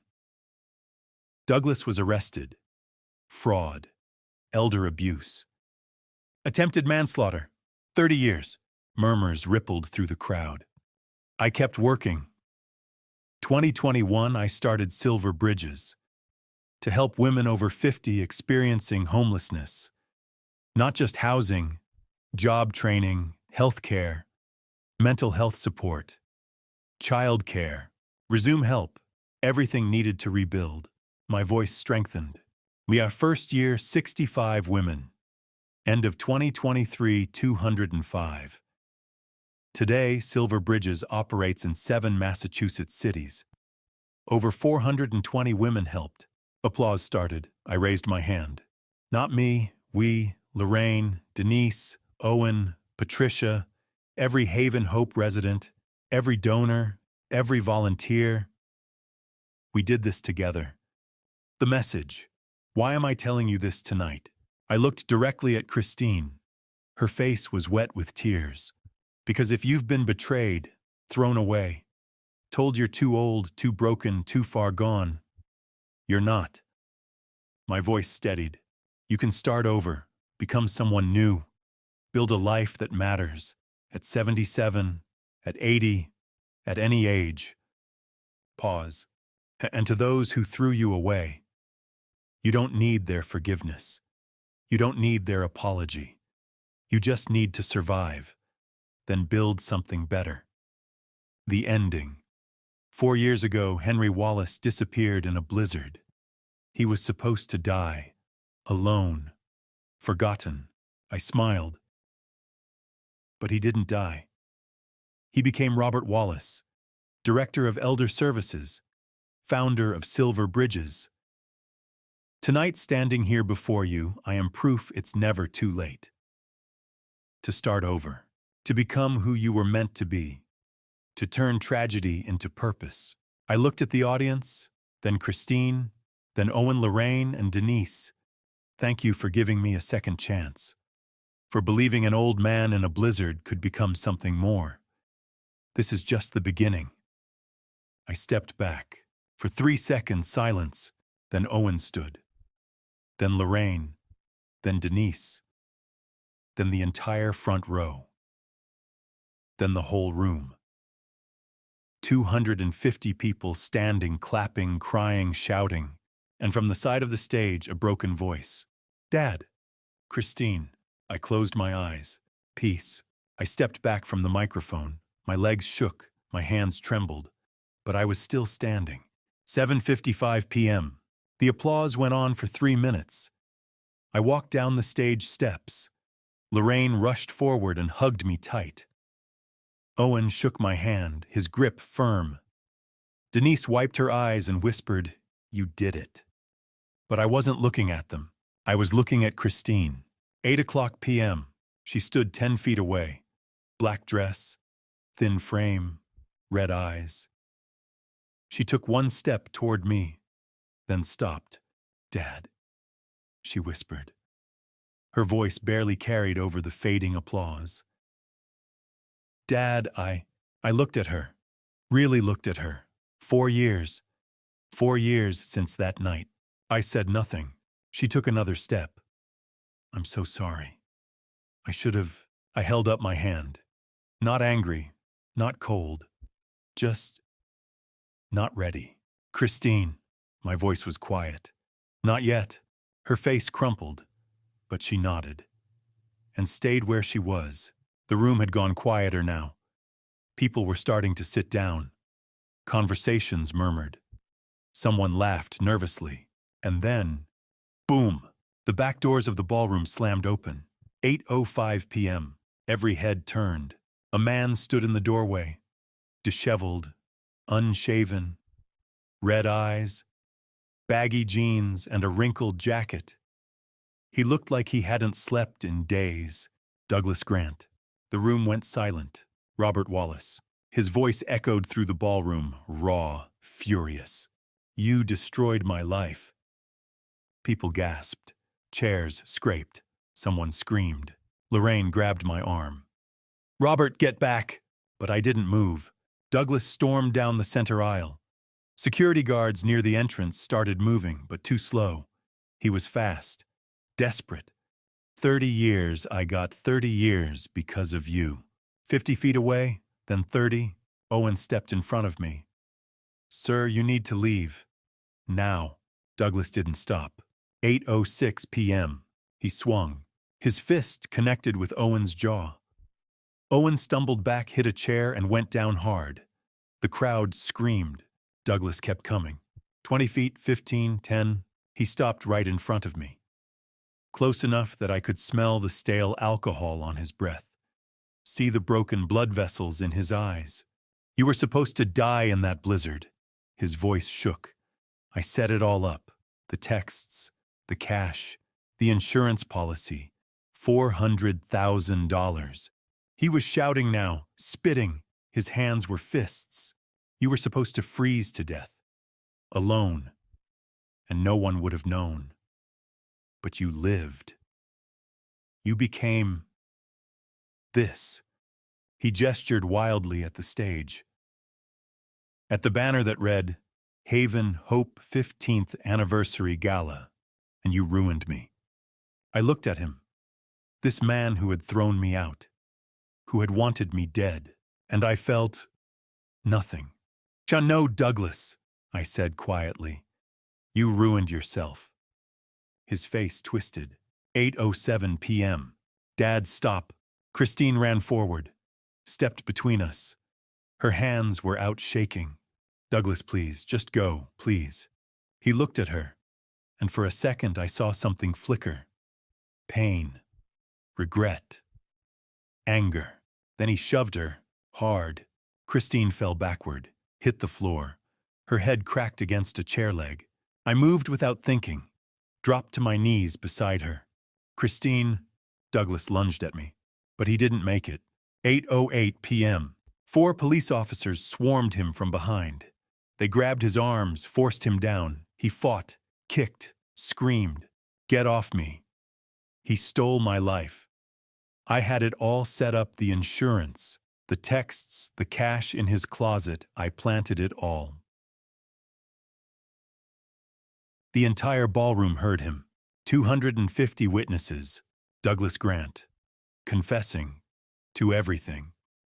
$400,000, it was mine. He was supposed to die. I needed that money. 77,000 in debt, Atlantic City, Las Vegas. It was all mine. His voice broke into sobs. I set it all up. The fake texts, the missing cash, the blizzard, everything.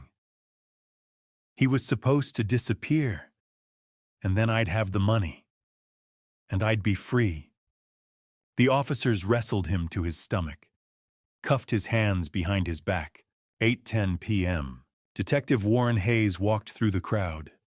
Calm, professional. I recognized him from 4 years ago. He knelt beside Douglas. Douglas Grant.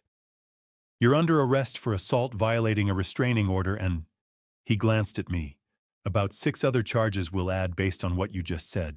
You have the right to remain silent. Douglas sobbed into the carpet. I lost everything. My wife, my daughter, 30 years. Everything. Warren looked up at me. You okay, Mr. Wallace? I nodded. Good. We'll need your statement, but not tonight. 2 officers hauled Douglas to his feet. His face was wet, broken. As they dragged him past me, he looked at me one last time. I'm sorry, he whispered. I said nothing. They took him away. 8:15 p.m. The ballroom was silent. 250 people. Frozen. Christine sat on the floor beside me, tears streaming down her face. She looked up at me. She choked out. I should have stopped him.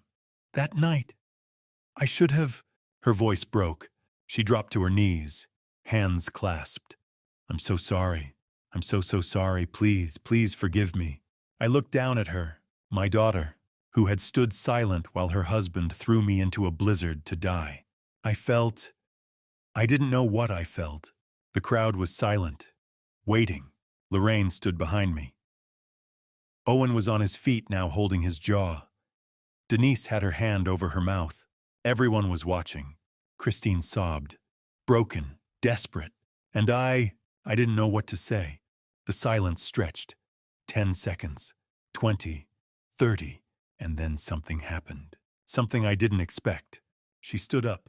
Christine wiped her face with the back of her hand. Mascara streaked her cheeks, her eyes red and swollen. Dad, she said softly. Can we talk? Just the 2 of us? The ballroom remained silent. 250 people watching. I looked at her, then at Lorraine. Lorraine nodded. Okay, I said, but not here. 8:35 p.m. Owen offered to come. I shook my head. I'll be fine.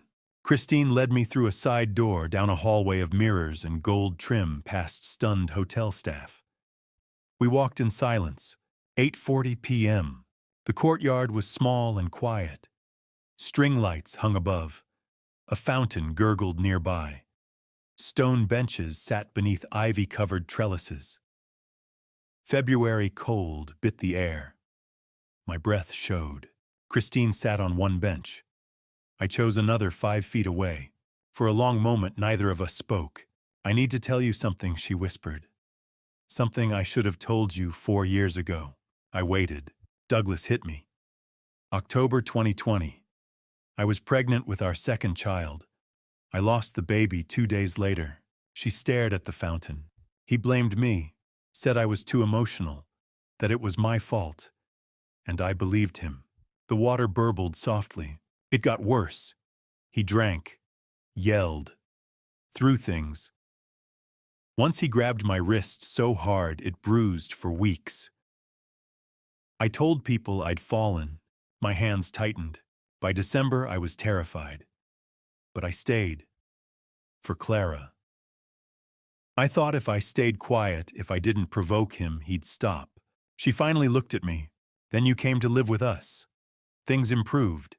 Douglas behaved. You fixed things. You cooked. You made Clara laugh. You made the house feel safe. Tears ran freely now. But he resented you. Said you thought you were perfect. Always the hero. He was jealous of you. of a 77-year-old man. She wiped her nose. When the $8,500 went missing, I knew it wasn't you. You kept your money and your Bible. You told me after Mom died. My throat tightened. But Douglas showed me texts, photos, cash in your closet. He said if I defended you, he'd take Clara and disappear. I'd never see her again. She sobbed.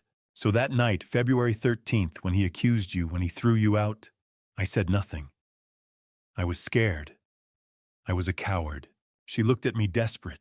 I've lived with that every day. Knowing I let my father walk into a blizzard to die. Knowing I chose fear over your life. Silence filled the courtyard. I was angry for 3 years, I said quietly. I woke up at Haven Hope thinking about you standing there. Silent. I felt rage. Her face crumpled. I wanted to hate you. But hatred takes energy. And I needed that energy to rebuild my life. I met her eyes, so I let it go. Slowly, week by week. I stopped rehearsing what I'd say if I ever saw you again. I just let you go. She cried openly. And tonight I continued. When I saw you on stage, I felt nothing. No anger, no joy, just recognition. That's my daughter, the woman who stood silent while her husband tried to kill me. She flinched. But also the woman who donated $75,000 to Haven Hope. Anonymously, Lorraine told me. I figured it out. Christine stared at me, stunned. You've been trying to make it right. Your way. For 3 years. She nodded, unable to speak. I stood, walked to her bench, and sat beside her, still a foot apart. I forgive you, Christine. She broke sobbing into her hands. But I can't forget. Not yet. Maybe not ever. That night changed me. It killed Henry Wallace.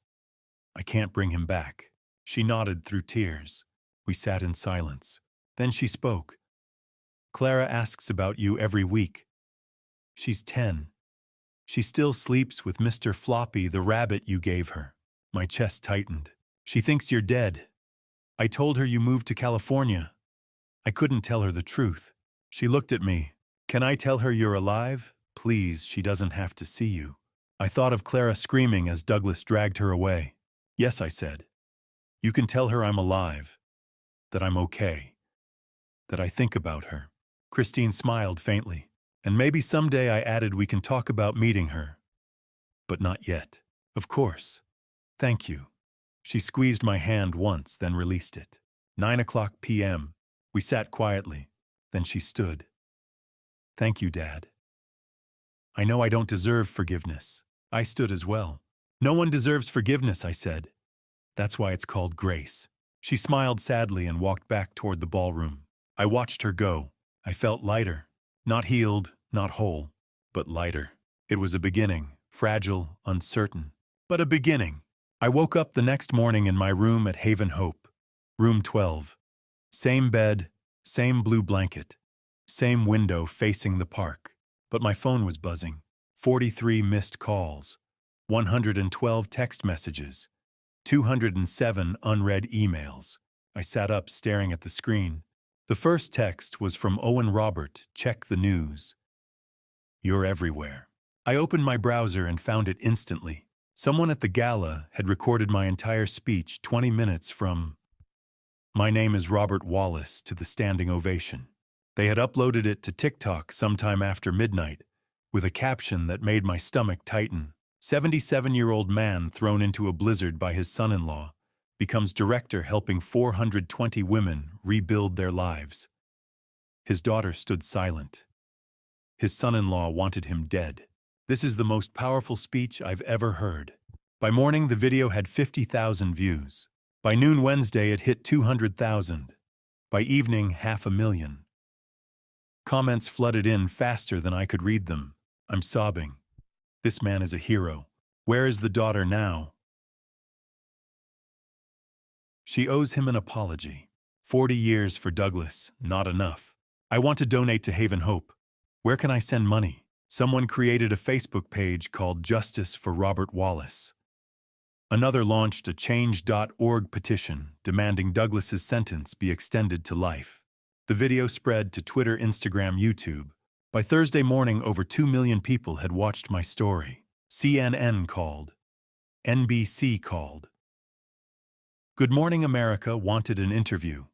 The Boston Globe requested a profile. NPR emailed asking about my journey from abandonment to advocacy. I sat in Lorraine's office completely overwhelmed. "Robert, this is unprecedented," she said, scrolling through her laptop. "Our donation page crashed twice. We've received over $300,000 in 48 hours. I stared at her. 300,000. And it's still coming. $10 here. 50 there. Someone donated 5,000 with a note that said, "For Henry Wallace, who didn't die in the snow." My throat closed. Owen stopped by at lunch, his jaw still bruised from Douglas's punch. "You're a celebrity now. People are calling you the Blizzard survivor. There's a hashtag trending." "I didn't do this to be famous," I said. "I know," he replied, "but people needed to hear it." That afternoon, Denise brought me lunch, tears streaming down her face. A woman in Ohio started her own Silver Bridges program this morning. She emailed Lorraine, said you inspired her. I couldn't process it. By Friday, donations reached $500,000. $500,000.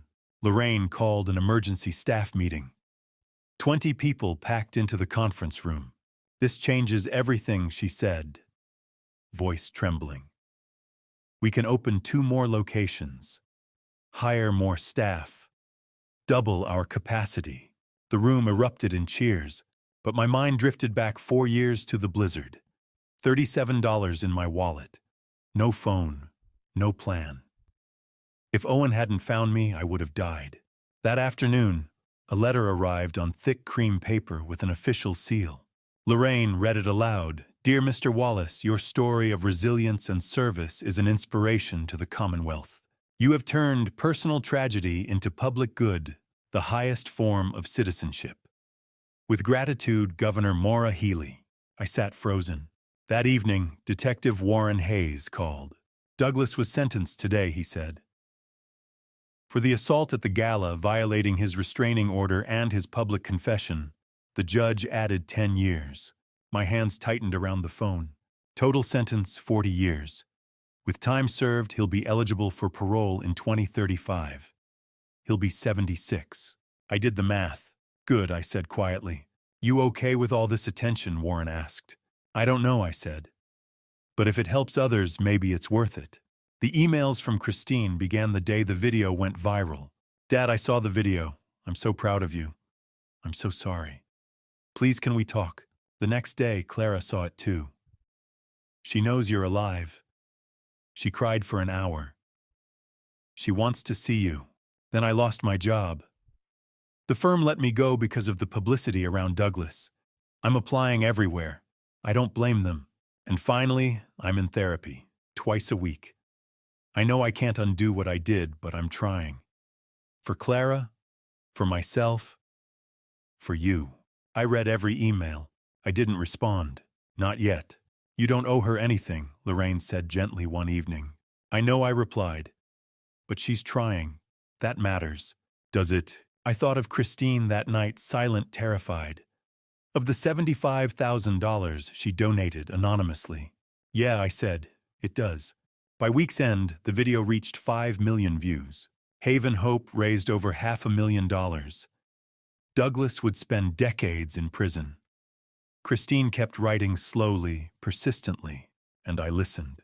Not ready to forgive, not ready to reopen the door, but listening.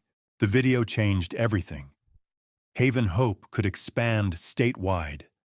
Silver Bridges could help hundreds more women. Douglas was gone, and my daughter was trying.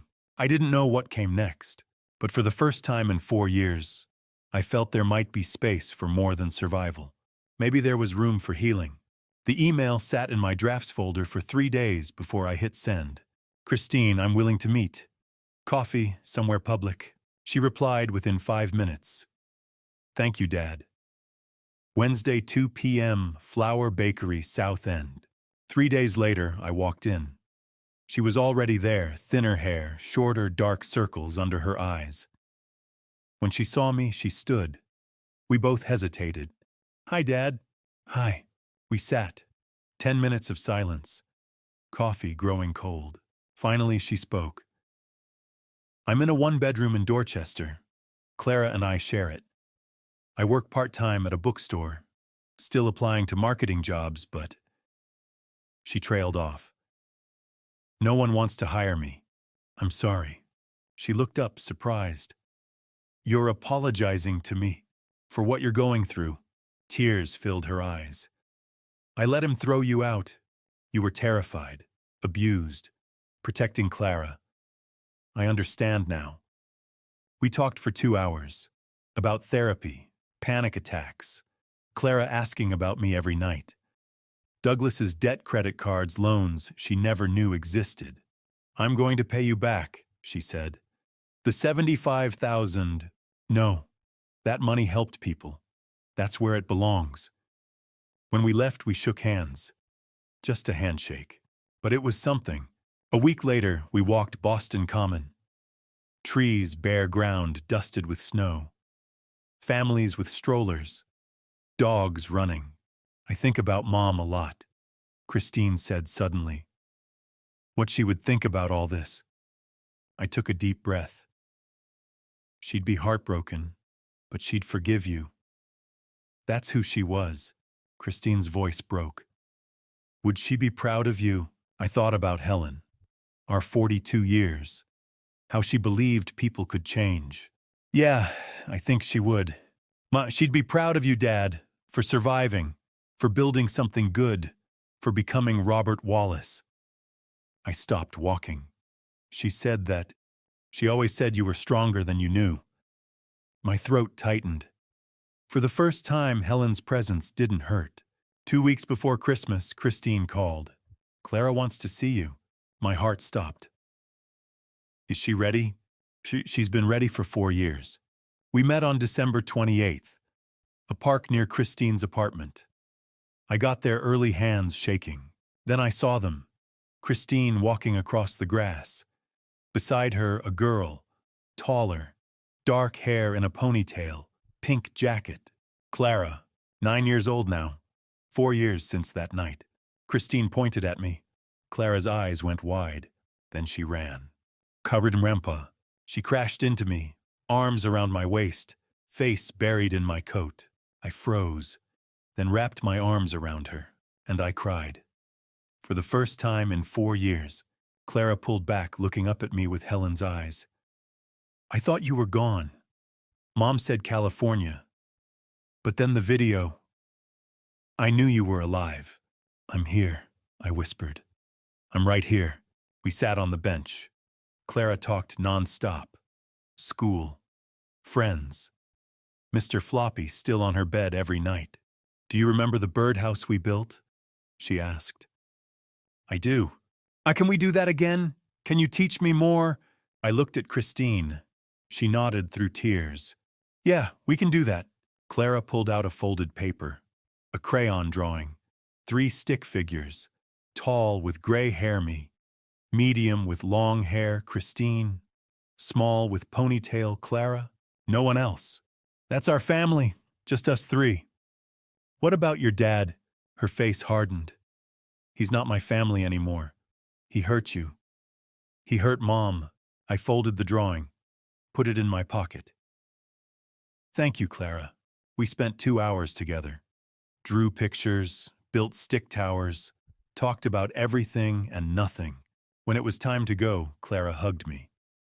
Next week. Next week. By January, we had a routine. Every Sunday, park, Museum of Science, walking around Boston. I taught Clara carpentry, how to hammer, measure, sand. She was a natural, quick hands, patient. Christine joined sometimes. Other times she gave us space. It wasn't perfect. Silences still felt heavy.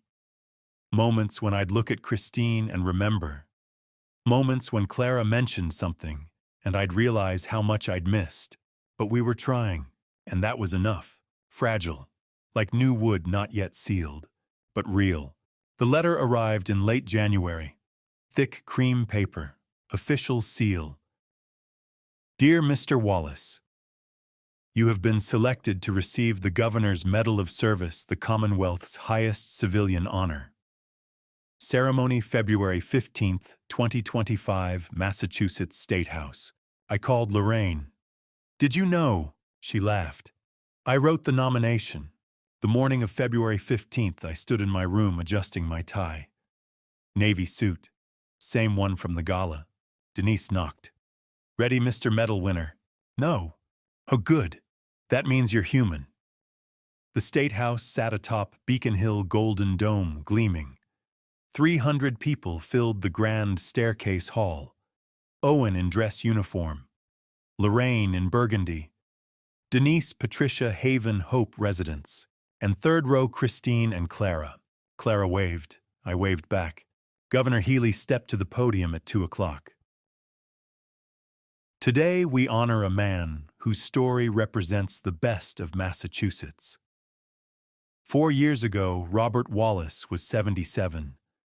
Betrayed, thrown into a blizzard, left to die.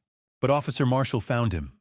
Dr. Hughes gave him shelter, and Robert chose to build something beautiful. She looked at me. Since 2021, he's served as Director of Elder Services at Haven Hope, founded Silver Bridges, helped over 420 women, expanded to 7 cities, inspired millions. The Governor's Medal of Service recognizes extraordinary courage and commitment. Today, I present it to Robert Wallace. Applause erupted. Everyone stood. I walked to the podium. She placed the medal around my neck. Heavy bronze. Blue ribbon. The microphone was mine. Thank you, Governor. But this medal doesn't belong to me alone. It belongs to Officer Owen Marshall, who saved my life. To Dr. Lorraine Hughes, who saw potential in a broken old man. To Denise and every Haven Hope resident who showed me community. I looked at them, all crying. So it belongs to 420 women who trusted Silver Bridges, who rebuilt their lives. They're the real heroes. I found Christine and Clara, and it belongs to my family. My daughter Christine, who made mistakes but works daily to do better. My granddaughter Clara, who forgave me. They remind me healing is possible, that families can be rebuilt. Christine sobbed. Clara held her hand. 4 years ago, I thought my life was over. 77, homeless, dying in a blizzard, $37, no future. I touched the medal, but here's what I learned. It's never too late. 17 or 77 or 81. Betrayed, abandoned, or broken. You can start over. Become someone new. Turn tragedy into purpose. My voice strengthened. If you're struggling, you are not alone. You can rebuild. I did it at 77. You can too. The room exploded. Standing ovation. Owen wiping his eyes. Lorraine beaming. Clara standing on her chair, clapping hard. After the ceremony, Clara pushed through the crowd and grabbed my hand. Grandpa, can I hold the medal? I took it off, placed it around her neck. It hung to her waist. This is yours. You keep it. Her eyes went wide. Really, this medal represents second chances, and you, Clara, are my second chance. She hugged me tight. Now who wants pizza? We went to South End, small place, red checkered tablecloths, plastic cups. Clara talked non-stop about school, her science project, building a real birdhouse with me. Christine smiled, really smiled. When Clara left for the bathroom, Christine reached across the table, squeezed my hand. Thank you for including us today. You're my family. Even after everything, I thought about Helen. The 42 years, the 4 lost years, the future I was building. Yeah, even after everything. That night I sat in my room. The medal hung beside Clara's drawing. 3 stick figures. A family. This wasn't the life I'd imagined. Not the family I'd had, but it was a family, built on forgiveness, second chances. My name is Robert Wallace. I'm 81 years old. Father, grandfather, director, survivor. 4 years ago, my life didn't end in a blizzard. It began. I'm proof it's never too late to start over. Never too late to become who you were meant to be. Never too late to turn tragedy into purpose. This is my story, and it's just the beginning. And to you listening to this story, remember this: God has a plan for every trial we face. When I was lying in that blizzard at 77, I couldn't see it. But God put Officer Marshall in my path. God led me to Haven Hope. And God gave me the strength to forgive. 3 times I prayed in that snow, God, if this is the end, let it mean something. And He answered. Not the way I expected, but in a way that changed hundreds of lives. Looking back at my own family story, I see now what I should have done differently. I should have spoken up sooner when Douglas's behavior changed. I should have demanded answers about that missing money. I should have had a backup plan, an emergency fund, separate from the house contacts beyond my daughter. Don't be like me. Don't wait until it's too late. If you're in a family story where someone is controlling you, gaslighting you, or threatening you, get help now. Call a trusted friend. Contact elder services. Document everything. Because revenge isn't about getting even dad. Revenge isn't what saved me. What saved me was surviving, rebuilding, and letting God handle justice. Douglas got 40 years. I didn't need to lift a finger. That's dad revenge done right, living well, and letting karma work. So here's my advice: trust God, but also trust your instincts. Protect yourself. And remember, it's never too late to start over. If this family story moved you, please leave a comment below. What would you have done in my situation? Share this video with someone who needs to hear it. And subscribe to this channel because stories like mine matter. They remind us that resilience is possible, that dad revenge can be grace, and that second chances are real. Thank you for listening to the very end. Your support means everything. A gentle reminder: the stories ahead may contain fictionalized elements created for educational purposes. If this content doesn't suit you, feel free to explore other videos that better match your preferences. Thank you for understanding.